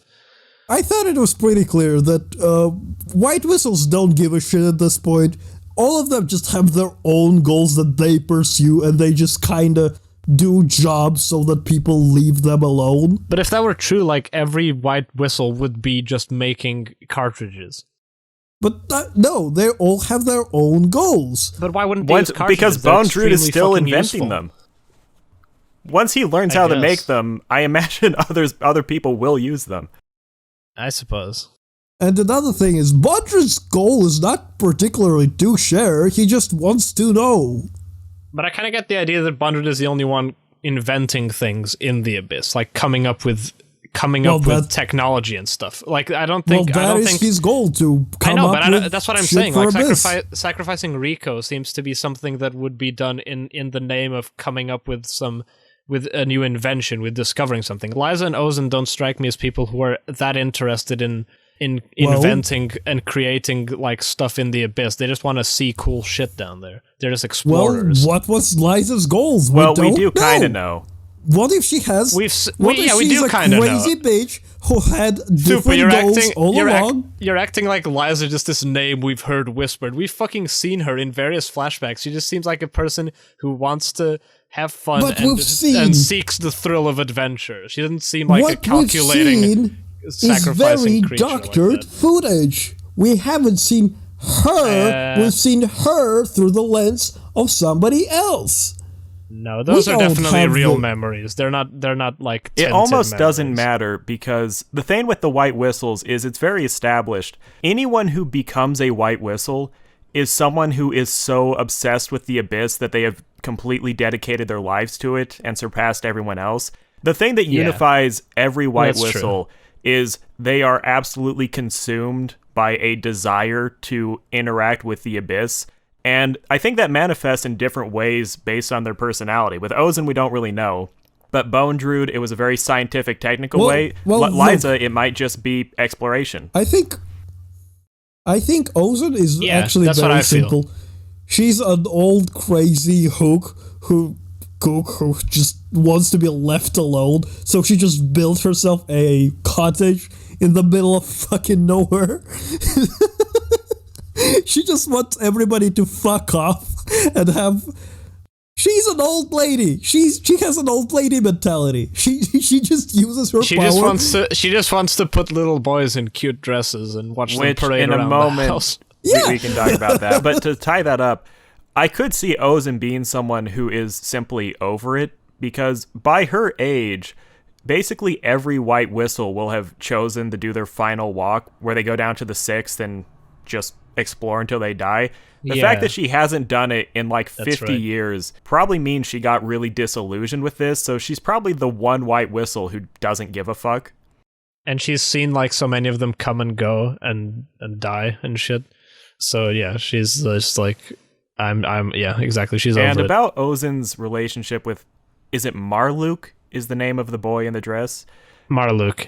I find that relationship fascinating because Me too. Because it's the only thing keeping her tethered basically to because to it's humanity. such an example of Ozen being a lighter shade of black, where that person has a very fucked up life where the only authority figure who has total power over them and could crush them like a bug with no consequences constantly makes them do stupid bullshit and makes fun of them and is just kind of a crazy bitch. But Marluke is probably better cared for and safer than basically any other orphan on the island. Yeah. Because she's also a caring person. She's an old lady. Yeah. She's incredible. Ozen's a very sweet person in her way. I wouldn't say caring, but yeah. She's caring, but she does it in her own way. It's tough love. She's caring by not caring at all. Look, she does give a shit. She does give a shit. Okay. I see Marluke as someone who looks at his present situation and it kind of feels like a nightmare, but once he's an adult and he's somewhere else and he's out of this, he's probably going to look back on Ozen fondly, like, yeah, it was really uncomfortable when she would make me wear dresses and make fun of me and tie me to a post naked when I made very small mistakes that she wanted me to do in the first place. But on the whole, I probably would have been fed to a dragon or turned into a Bone Druid cartridge had I went anywhere else. Exactly, that's what I was gonna say. If you're Marluke, you have two options: Ozen or Bondrud's Funhouse. Yeah, Marluke's in a good situation. He's gonna turn 17 and be like, "Okay, I have some skills. I didn't get raped at any point. I think. Wait, Marluke no, I'm is saying 16? when he's old enough to leave. Oh, okay, at some point. Okay. He's going to leave, put the dress away, not tell anyone about it, and he's going to have dignity and his whole life ahead of him, where almost every other orphan is being fed into a giant cauldron of hate and anger. Yes. Well, it's tough love, as I've said. He's working with other experienced adventurers that, like, follow Ozen for whatever reason. Like, she has her party, right? Bondrud gives a new meaning to tough love. Oh, God. Because he does love all those children. He remembers all their names and dreams. There's tough love, and then there's... He knows and then there's cartridge love. He knows those kids' dreams probably better than most parents do. Holy shit, just imagine for New Year's, like, something, or for Christmas in this world. Prushka, like, orders a 3DS, and he's like, I have cartridges for that I can make. He probably gave those kids lots of birthday and presents and Christmas if there was such a thing. Oh my god. Not lots, because he didn't keep them for long, but for the year. Oh god. This one is stained with blood, but that's just a fun feature. He just keeps giving the same present to different child every year. The Christmas cards are written with dry erase marker. Shit. Insert name here. You're a good boy / girl. I really It's so funny love because you. Because if you watch the Full Metal Alchemist, you know that like a character in that Hohenheim, he took the time to remember the names of like 500,000 plus people of his whole country, and he knows all of their like names and aspirations perfect, and that's shown to be like an inspirational like, oh, what an amazing guy moment. And the same exact thing is shown with Bondrud to portray the exact, like, it's the same thing, but the feeling is so much, like, creepier and dirtier instead. This was kind of what my movie was about, and it's funny that we're bringing this up, because this kind of relates to the Mandy podcast, where Bondrud has achieved this sort of spiritual, impersonal love, where he feels genuine affection for basically every human he comes into contact with. And it's totally unconditional and totally detached from the details and specifics, so it doesn't even occur to him to treat people as individuals. So he genuinely does care about people, but he also feels no obligation to anyone at all. Yeah, you mentioned, you know, I think in your video, like his little like diatribe on family, just for a second. And yeah, that's like a perfect like encapsulation of how he probably feels. He probably doesn't just think of Prushka as his daughter. I mean, he likes her probably more, feels more attached to her than anyone he's ever had before. But he probably thought of everyone as like slightly like his family, probably, and the Umbra Hands, and like everyone who's helping him accomplish this. Whenever Bondrud sees someone else be happy, it makes him happy, but then he makes no effort to actually facilitate or protect that. No, I mean, that would be going against the point. for him. Yeah. You brought up my video, and one thing I see about Bone Druid is I see Bone Druid as this really brutal countercultural critique of a lot of anime's sacred cows right now, where the found family idea is so huge in anime, especially anime aimed at younger people, where the popularity of something like Dragon Maid is almost the archetypal example, where anime loves the idea so much of having an affection for people that's detached from things like blood or nationality and situation. And Bone Druid takes that to the ultimate extreme, where he has no attachment to specific people at all. It's just this all-encompassing love for everyone, and it makes him utterly terrifying because he can't tell people apart, and he doesn't even value his own individuality. Yeah, so that's what makes like you and me kind of like feel some affection for him, is that we recognize these like things, like I think we recognize these things that we normally regard as good, like that thing that would be portrayed in other series, like you were saying, as very positive, like that thing of remembering all the names and things, or like One Piece is all about, you know, Nakama, they're all like a big family, even though they have sociopathy. Yeah, they have no relationship, and we're seeing this thing we recognize, and it's familiar and we like it, but it's been warped like almost beyond recognition. But emphasis on the almost. It still can be. We can still recognize this core, this nugget of relatability, humanity in what he's doing somehow, even though he's distorted it like to a degree where it's no longer anything to do with what we think of as like family or friendship. Where the normal anime trope is, this person is not my brother, and yet they are my brother. And then Bone Druid is, this person is not even a person to me, and also they are my brother. And it just becomes fucking weird. One last thing I want to say, which is about Ozen, which I find interesting, is Riko does not really process how deep the relationship between Ozen and her mother was, it seems, and she doesn't really get it, where I almost see Ozen as Riko's grandmother in a really abstract way, where she basically raised Liza for a large portion of her life and was the main older person in that relationship. And then Liza had a similar relationship with Leader, who sort of ended up being an older brother, quasi-parental figure to Riko.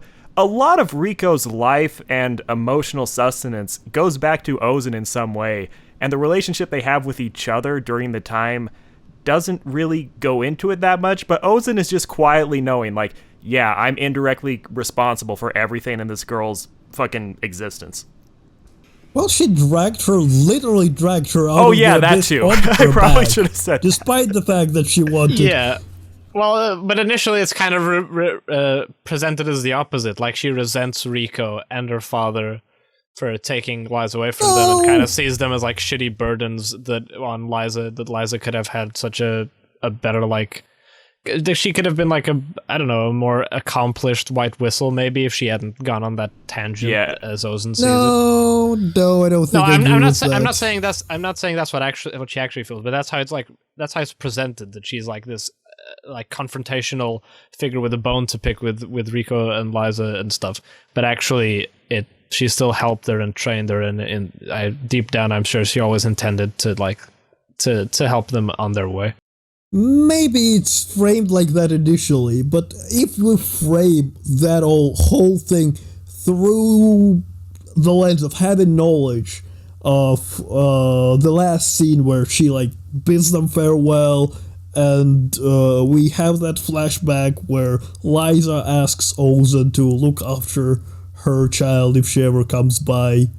And yeah, I think you're agreeing with me, Thupa. I'm not disagreeing with you. I know you're agreeing with me. Like, that's what I'm saying. Initially it's shown away, and then you know.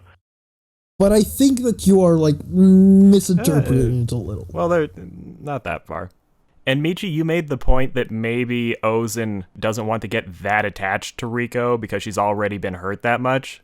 And that could be the case, yes. But that is the aspect of Ozen's character that I find so interesting, where Ozen just quietly is occupying this almost godlike role in Riko's life, and it's like, yeah, whatever, I can do whatever, I've fulfilled my obligation here, just go do whatever. Yeah, and also I get the idea I think she probably sees everyone else, like especially Riko, but even like Liza and stuff, as being like very privileged because of the little like the ways in which she helps them. Because I get the idea Ozen probably has like her upbringing, her backstory, her childhood was probably much more horrific than theirs. You know, goddamn children these days. Yeah, exactly. And so exactly, and so her helping, like, even though Rico has gone through like such unimaginable pain compared to most of us or Liza and stuff, Ozen has been through so much. She probably still sees them as like snot-nosed brats who don't know the meaning of suffering. You know, and my she's time still we had to go and they're still to pussies school, that she's into helping. abyss, into third layer, uphill through snow. Exactly. In the middle of the I don't night. get the I just really like that, where Ozen is kind of a bitch, but from the position of, I have already given you so much that you could never repay it, so I don't even have to keep up appearances. I do think, though, I still think that Ozen is genuinely affectionate towards Rico, towards Liza. I think she is. Yeah, I'm not arguing. cares. I think she... I think no the one entire argues scene with her beating up Reg was... Yes, it was brutal, but it was the way of her showing her affection. And that's Reg, though. I do not think she actually... I don't think she actually gives a shit about Reg. I think From Reg's perspective, that was just random violence he did nothing to deserve. So... Yeah. Oh yeah, and even and like Ozen has no reason to care about Reg, other than he's Liza's protector. Like, he to her is just a relic of the abyss. Just like she has the same outlook on him that Bondru did, pretty much. Also, I think she knew. At least partially that he could take some damage. Oh yeah, she knew. She was like, yeah. I mean, at the beginning of the fight, she said, "I've always wanted to see what did she call him? Like an Aubrek or something? Auburn. I think it's the German word. Auburn or something can do in a battle, and then she fights him. Oh, that's cool. There's also probably a little element of like, Reg, I know your long game is to fuck her. I'm gonna just make sure you're worthy real quick. I'm gonna beat the fuck out of you in front of her. Make sure you're a real man. Yeah, she's braiding up her husband. She is the old grumpy lady. Holy shit! Yeah, she's Regs. She's literally Regs, like almost her mother-in-law, grandmother-in-law. She's I suppose. The midwife. Yeah. She is the midwife. Oh, also a little. I don't know if this is really important, but like, I just wanted to bring up. I find it very interesting that like, I see this with Dr. Stone too. I like how now there's lots of these series which are like action shonen-y, but the main focus isn't actually in battles. It's more their battle with like the environment, where like the world they're in is the real hostile enemy, like this in Dr. Stone. But but they still have like fight scenes. They just aren't like the core focus, but they still do them really well. Like, I wouldn't say Made in Abyss like the appeal is the fight scenes. But this movie still managed to have like some of the coolest, multiple fucking awesome battle scenes. Obviously the one like where they make a trap for Bondrewd is incredible. Like, them using all this knowledge they've accumulated, using the curse itself against him because of Reg's body, and fucking shooting the maggots into him. But also that fucking final fight scene, even though it was like, it seemed slightly out of place at the beginning because it's like so like action shonen power level kind of thing, it was still grounded enough to be like equal parts like very exciting and cool, and also make sense and be like realistic. The crazy Reg versus Bondrewd fight. So yeah, that was interesting to see Made in Abyss kind of tackle like a battle scenario like that, because Ozen was pretty one-sided. It wasn't really like an actual shonen fight. No, that's actually really funny, where it's almost like in Bakuman, where they have the romance arc, where everyone does a special one-shot romance story, and Nizuma does the worst one, because he only knows how to write fights, so he just writes a romance where they fight. The Made in Abyss guy was wondering, fuck, how do I do a fight scene? That's right. I can have a bunch of child abuse as the weapons. Because that's all he knows how to do. Yeah, but child abuse as the weapon, and like what move am I gonna break out for Reg? His arm. It's like, it's not just for fucking grappling. Now it's a fucking sick ass. Yeah, what does Bondrewd do? He has a cannon that shoots lollies. Discarded lollies. Seems like we're all pretty well talked out of Made in Abyss, and particularly the movie. I will say, Made in Abyss is good. The movie is very good. Oh, also it has lots of good music and animation and stuff. Although they reuse some songs, but why wouldn't you? Oh yeah. But that's how I felt. Like the series was already like one of my favorite things, but it needed that like big, epic, like emotional centerpiece to make it a truly like 10 out of 10 perfection. And the film is that. If anyone has only just seen the series and didn't watch the movie yet, you're doing something wrong.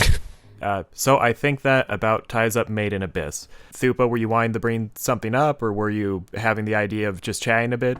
I want to complain about Willy's Wonderland. Oh, is that the like Freddy Fazbear, Five Nights at Freddy's looking thing?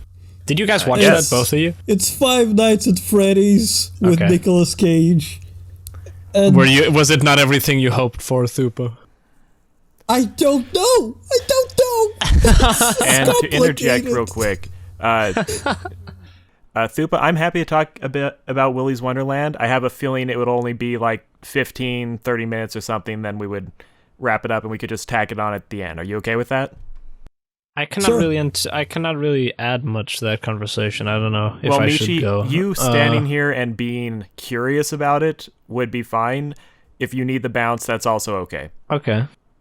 I can hang for a bit, but I definitely want to. Who haven't seen it. Watching Deep Soul was like the final possible piece into cementing my fervor in wanting to make my comic book, and so I'm now even more pumped to work on it. So when I can, I will leave and just crank out Michi is pages. so pumped. His Papa Pole is just pushing against the pants right now. Oh god. Whose pants? Oh, but yeah, I also watched Willy's Wonderland, and I will say it wasn't as good as I was expecting, and it did not finish as good as the first third or so made me think it was going to be. But on the whole, it was a fun time. It is a movie I would recommend to other people as a campy, watch it with your friends type thing. When you say not as good as you expected, do you mean? I assume you mean not as like unintentionally hilarious as you wanted, like The Wicker Man, or even not even The Wicker Hell Man, Rider like, a bit. Yeah. I want to bring up Mandy again because Mandy was hell of a weird movie, but it was good. It was explicitly a good movie where Nicolas Cage starred, and he did a lot of things that were similar. And they tried to do a lot of weird shit in that movie, but it worked, and I didn't think it worked in Willy's Wonderland. Here's the thing. First thing that immediately came to my mind when I was thinking it over later is the combat in fucking Willy's Wonderland was atrocious. Every fight scene was blurry as shit. Camera was just up in the action, so far up characters' asses that you couldn't possibly make up what was happening, other than assume that they were fighting. It was hella shaky. It just wasn't impressive. When in Mandy, fucking Nicolas Cage picks up a chainsaw, and another dude picks up a chainsaw, and they duel on chainsaws, not only does it feel more visceral, it looks better, and you can make out what's happening compared to any fight scene in this. To an extent, that is the point, kind of. Where in Willy's Wonderland, a fair number of the fight scenes, they look really stupid because it's Nick Cage squaring up against a robotic gorilla with a rubber face and punching it, and the fight scenes don't even really make sense.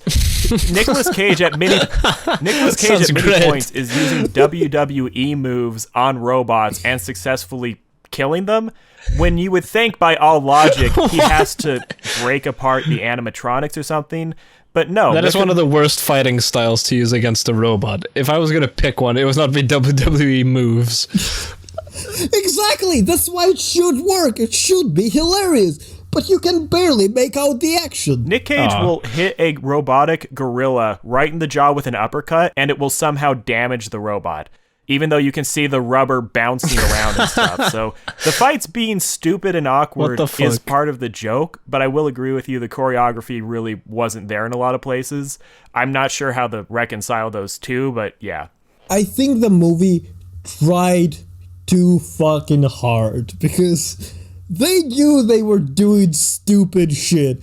Because Nicolas Cage has a watch on his head. Every time it rings, he stops whatever the fuck he's doing and goes to molest a pinball machine and crush some energy drinks.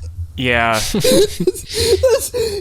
a fight scene. There's a scene where an animatronic is in front of him and just killed the dude.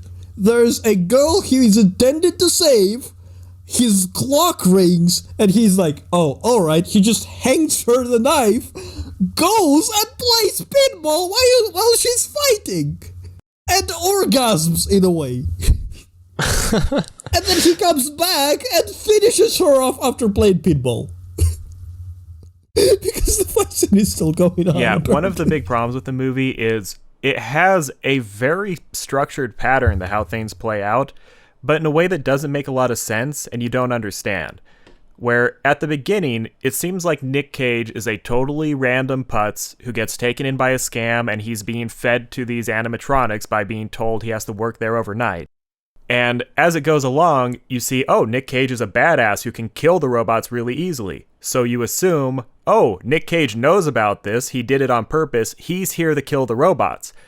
But the thing is, Nick Cage is a silent protagonist, and he literally doesn't say a single word through the entire movie. He does. And he settles into this pattern of actually cleaning up the building for a while, having his watch ring, going, drinking beer and playing ping pong for a while, then it rings again and he kills a robot, then starts cleaning again.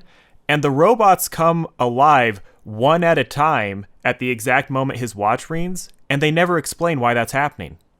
Also, not like necessarily. I think sometimes the watch alludes to him going on a break, and sometimes it alludes to him to an animatronic coming alive. Like, there's inconsistency there. Yeah, I'm overselling understand. how much sense it made a little much. But the really weird thing is, when he goes in, the animatronics are all on stage. And at no point in the movie does anyone attack an animatronic that is not already moving. Nick Cage could kill all of them at once, but he waits for them to come alive one by one. Another thing with animatronics versus fucking any fight in Bandy is that they're all pretty much the same fight, except like the last dude. They all just try to bite Nicolas Cage to death. Oh. The bite of 83. Oh no, this is Five Nights of... I'm amazed no one got sued for this. Because it's so obvious. Really? Is it that blatant? Holy shit. It is completely blatant. You'd think they would have done that like during the height of Five Nights at Freddy's success, though. Wasn't that like a couple of years ago when everyone was pretending to be scared on YouTube? It takes a while to make a movie, yeah. I just think it took them long. Well, you know, sometimes they manage to crank out movies like really fucking fast. They like negotiated with a dude for a year, never got permission. Then they tried to figure out how to work around it for like another couple of months. Just working with Nicolas Cage. Nick Cage probably was the problem. Then they fucking watched Nicolas Cage. Yeah, they must have tried really hard. We need a funny meme actor for this meme thing. Who's the... it was probably in development hell. Then someone got Nick Cage to say yes, and everyone said, fuck yeah, we're totally doing this now. Then Nick Cage said, oh, I have to shoot Mandy and 20 other films. It'll take me 3 years. And then they said, okay. Can you Photoshop out my beard, please? His beard looks so greasy. Nick Cage has the worst hair. He's just an old man at not this wrong. point. How old is Nicolas Cage? He has no age. He's the Oza of he movies. He existed before Mandy, and he will exist after. But where it gets really blatant with stealing from Five Nights at Freddy's, beyond the fact that it's obvious, is the big reveal, to the extent you could call it that, was this was a satanic cult of abusers that were working in the funhouse and then committed suicide and put their souls inside the animatronics. That is so similar to what happens with Five Nights at Freddy's and the expanded lore that it built up, that just basically seals it. This is completely trying to be Five Nights at Freddy's. That begs the question, though. Why didn't they just make a Five Nights That's a at great Freddy's goddamn movie? question. I think it's something to do with licensing. Well, they could have just. It was made by like one guy. Just give him $1 million. If we can get like a weird what if he 3D, just if we can get a specifically detective, if we can get a Detective Pikachu movie or the fucking Mario movie at the height of their like things, not the Pokemon was, but like Five Nights at Freddy's is probably not that hard to get as an IP. Like how This is all I can think know. of. Maybe going through Steam limits your rights somehow. That could be the case. That could be the case, because that wouldn't apply to like Detective Pokemon or the fucking Ghost in the Shell movie and all that stuff. Well, those people can contract with a big studio. Look, that is interesting. We just have to look at one thing. There's a dude behind this, and if they came up to him and told him, we're going to pay you money for this, and he said, no, I have enough money, there's nothing they can do other than offer more money, and if he doesn't need it, that's it. Or maybe they even worked with him for a time and then he bailed out on them. Like, they could have worked with the dude for a while and then he just said, I don't want to give you the rights to this anymore, and he revoked it. He does. I have like a hard time weirdo. imagining this tiny, because Five Nights at Freddy's was a sleeper hit. No one saw that blowing up. That dude ended up with so much. No. But it was a giant hit it was. when it blew It was up. just a very small creator who got lucky. So if he was offered what to him would be a small fortune, but for the movie company would be nothing, I have a hard time seeing him turning that down. Yeah, that's what I feel. In a way, he should almost feel victimized for not being included. I mean, I disagree with that because that phrase you said, Thupa, I have enough money. That No. never has happened ever. Look, literally with this dude, I can absolutely believe in that because he made this Five Nights at Freddy RPG. Have either one of you heard about it? No. There was an RPG of Five Nights at Freddy's that was absolutely horrific. It gave people fucking headaches. It was unplayable. It was a mess. What the dude did is he literally refunded everybody who paid for it money. Everybody. He refunded everyone. Made it free for everyone. That seems like more and reason for him to continued need the working on money it. from Michi, you from have a no movie deal. integrity. I'm fucking I mean, broke. I mean, yes, but what I'm saying is, I don't think this person values money as much. I think he just genuinely looked at the product they were making and said, this is not what I want the movie to be, and it just, whatever money they would offer him after that meant fucking nothing. Okay, I actually can't believe that. I can believe it for a bit, but like, if that's his attitude, like going forward, how long is he going to survive? Like, Five Nights at Freddy's didn't make him that much money, did it? Can he just live comfortably? When was the last time you heard of anything from him? Exactly, that's what I'm Maybe saying. he is that. Maybe he's tried, but he's just not relevant enough for me to have heard about it. I'm not in those circles. Speaking of headaches, though, just like Mandy, this had over-the-top, ridiculous strobe visuals in places that made it hard to watch. Fucking, that's right. Actually, I think it actually made it somehow worse than Mandy, because even I got like fucking cramps in my eyes. Mandy, most of the time, it was just that the colors were really weird. They didn't actually give you epileptic flashes all the time, and this gave you a lot of flashing lights. Yeah, and it tried to oh my god, I want to talk about side protagonists for a moment, because one, they just got all offed at the same time, and that was fucking boring.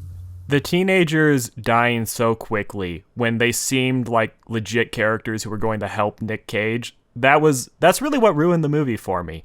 Although for me, I still kind of liked it, but that was the big bummer.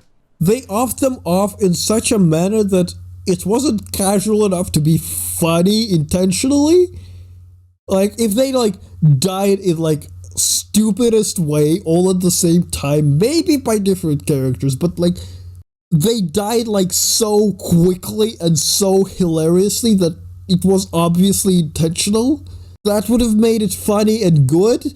But they just like died simultaneously in stupidest fucking ways where it made no sense and it just felt ungratifying.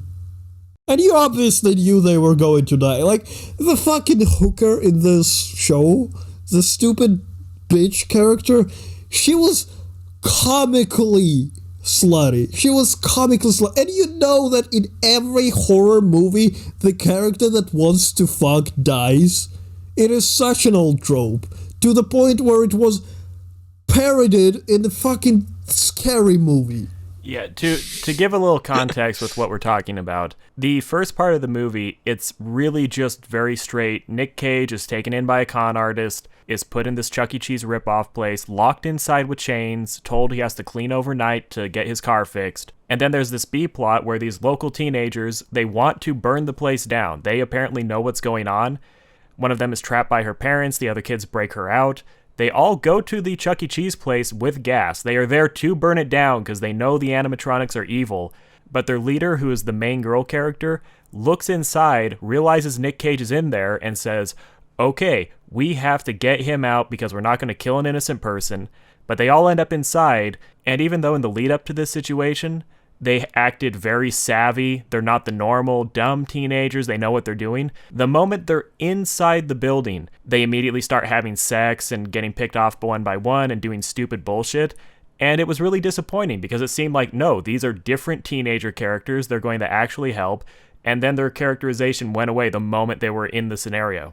Yeah, oh shit, we know that there are animatronics that kill people. Let's go into the room where they were killing people and have sex here. It's the most stupid.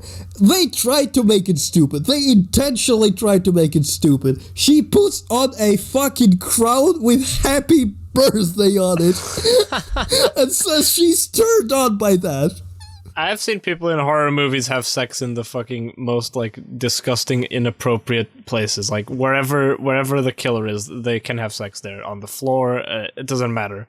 Yeah. Look, in this movie, it's the same as fucking, you know Saw, right? You know Saw? Yeah, I know of it, yes. Imagine, like, the room where a dude had his head cut off in some ironic game. There's still a corpse there lying. It's cold outside and there's body vapor coming off of him because the body hasn't cooled off completely. And they look in, she takes his head, pulls the fucking device off of it, grafts it onto her head and says, I'm turned on, let's have sex now. I literally basically the same. I've seen a horror movie where a couple, before being murdered by a slasher, had sex in an open grave on top of a coffin in a cemetery. Like, it's so blatantly stupid. There's a thing where Buddhist monks will meditate in graveyards. That's awesome. Like, Buddhist not monks have sex in graveyards. That would be hardcore. Oh, God. Buddhist not monks. They're still Buddhists. Yeah, they're just not Buddhist monks. teenagers have sex in graveyards. This is their contribution to the faith. Yes, that's how they they pull out early to practice non-attachment. Hey monks, you're never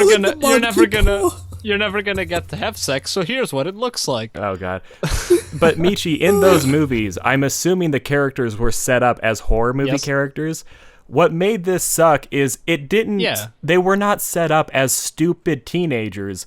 They were set up as very responsible members of society who were trying to do something good. Where the fact they were teenagers was fueling their willingness to go their own way and be impulsive and destructive, but they were very on top of the situation. Then when they get inside, they have sex. And the weird thing about the sex scene is they are there to kill the haunted, possessed animatronics. That is literally why they're there. It really gets you in the and when they're having sex, the girl looks over. They see an animatronic. The alligator one, which was not there earlier, is standing in the corner of the room pretending to be a statue. And the girl says, hey, was that alligator in here when we came in here? And the black guy, or I guess I shouldn't say black guy, I'll be racist. And the person with dreadlocks guy, the guy says that she's having sex with, says, no, baby, I think that was here when we came here. Let's go back to having sex. They are here to kill animatronics. And one does the I'm just a statue trick, and they keep having sex. Look, that guy... That guy did notice. He knew it was an animatronic. No, he knew it was an animatronic. He just wanted sex that bad. This was like his only chance. He was willing to risk it.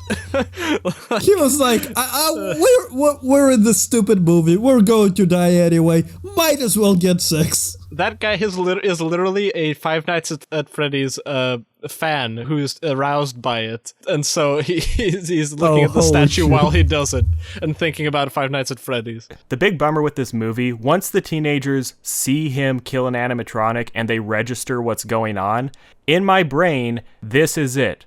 Oh, Nick Cage was abused by the animatronics, or they killed his mother or something when he was a little kid.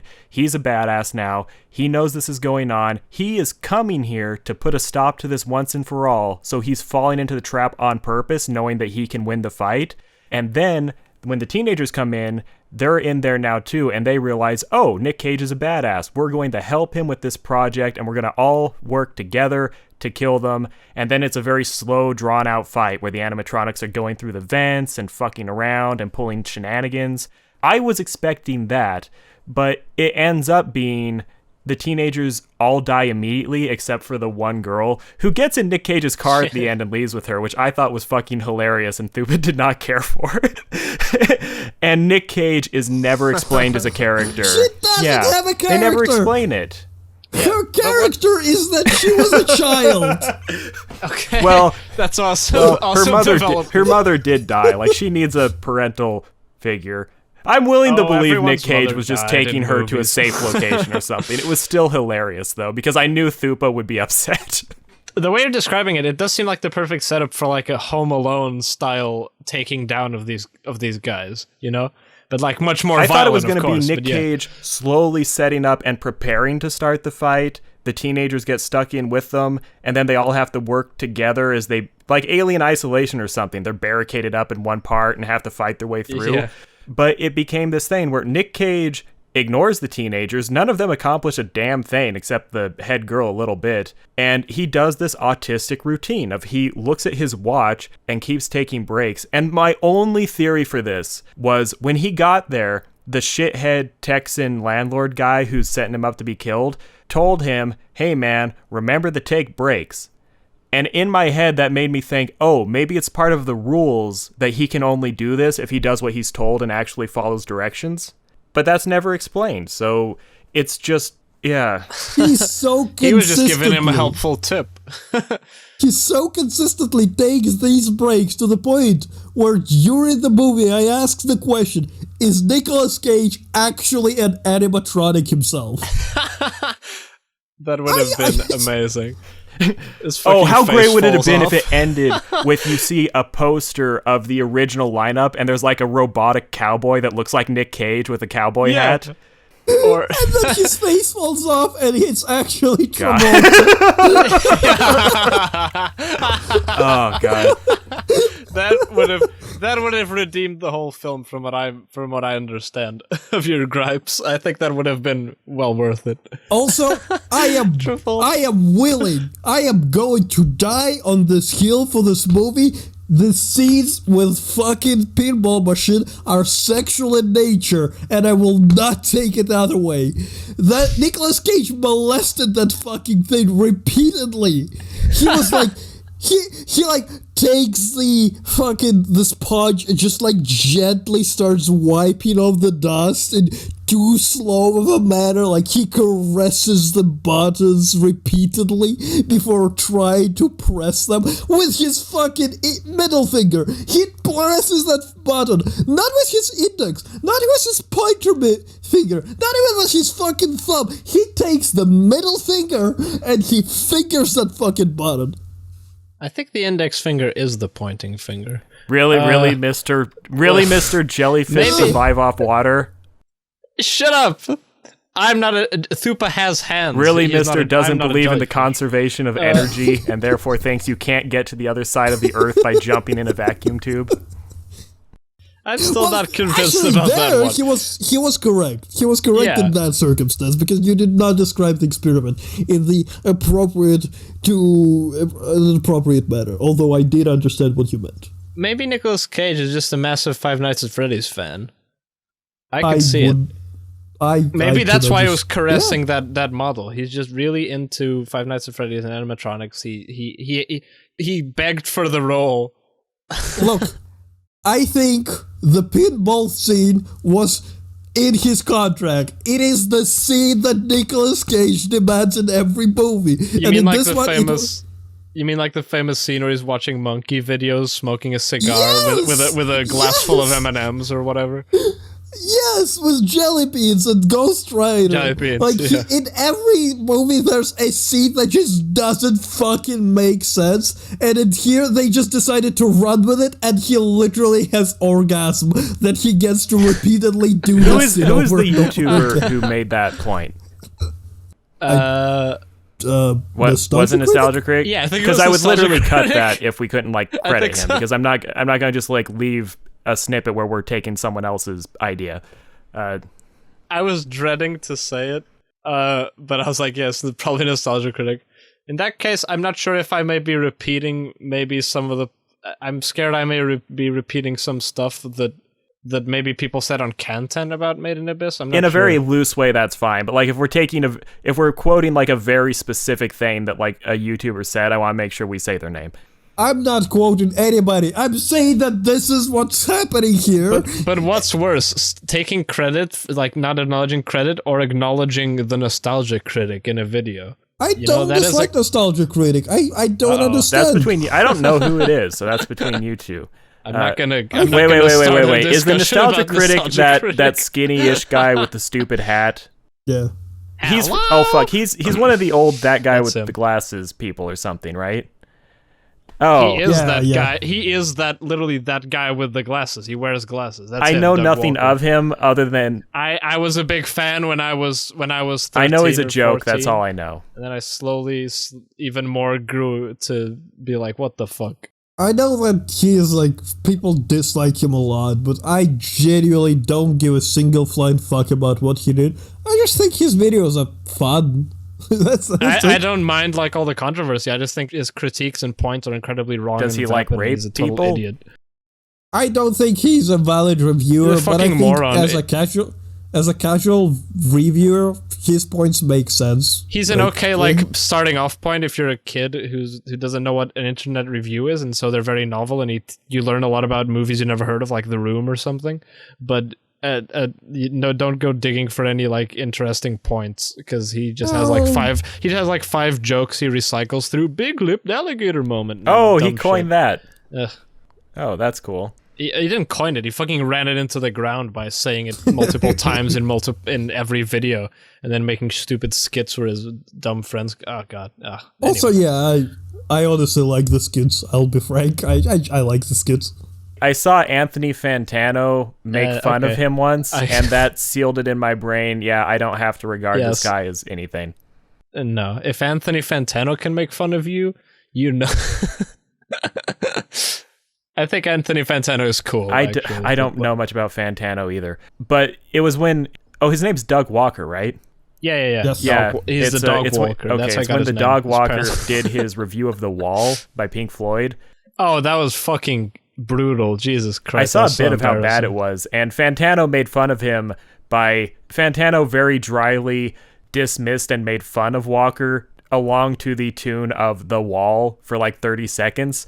And it was so much better than what Walker did that it immediately put Walker in the dustbin in my mind. Like, I don't know about this guy, and I never will have to. Also, Endless Jess has also made fun of Nostalgia Critic on repeat times. Like, for example, when he mentioned like how he hates the whole gag about having to drink alcohol to get through a show or stuff was destroyed by him.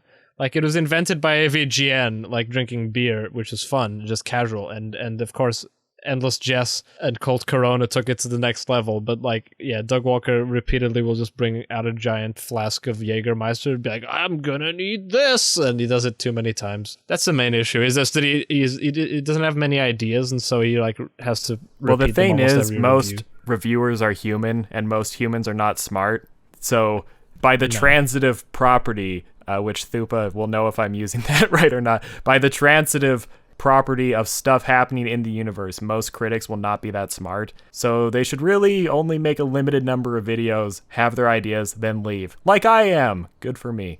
I'm sure I am. I haven't done math in 10 years. I don't know shit. I don't even know the word. It's in English. I do math in Russian.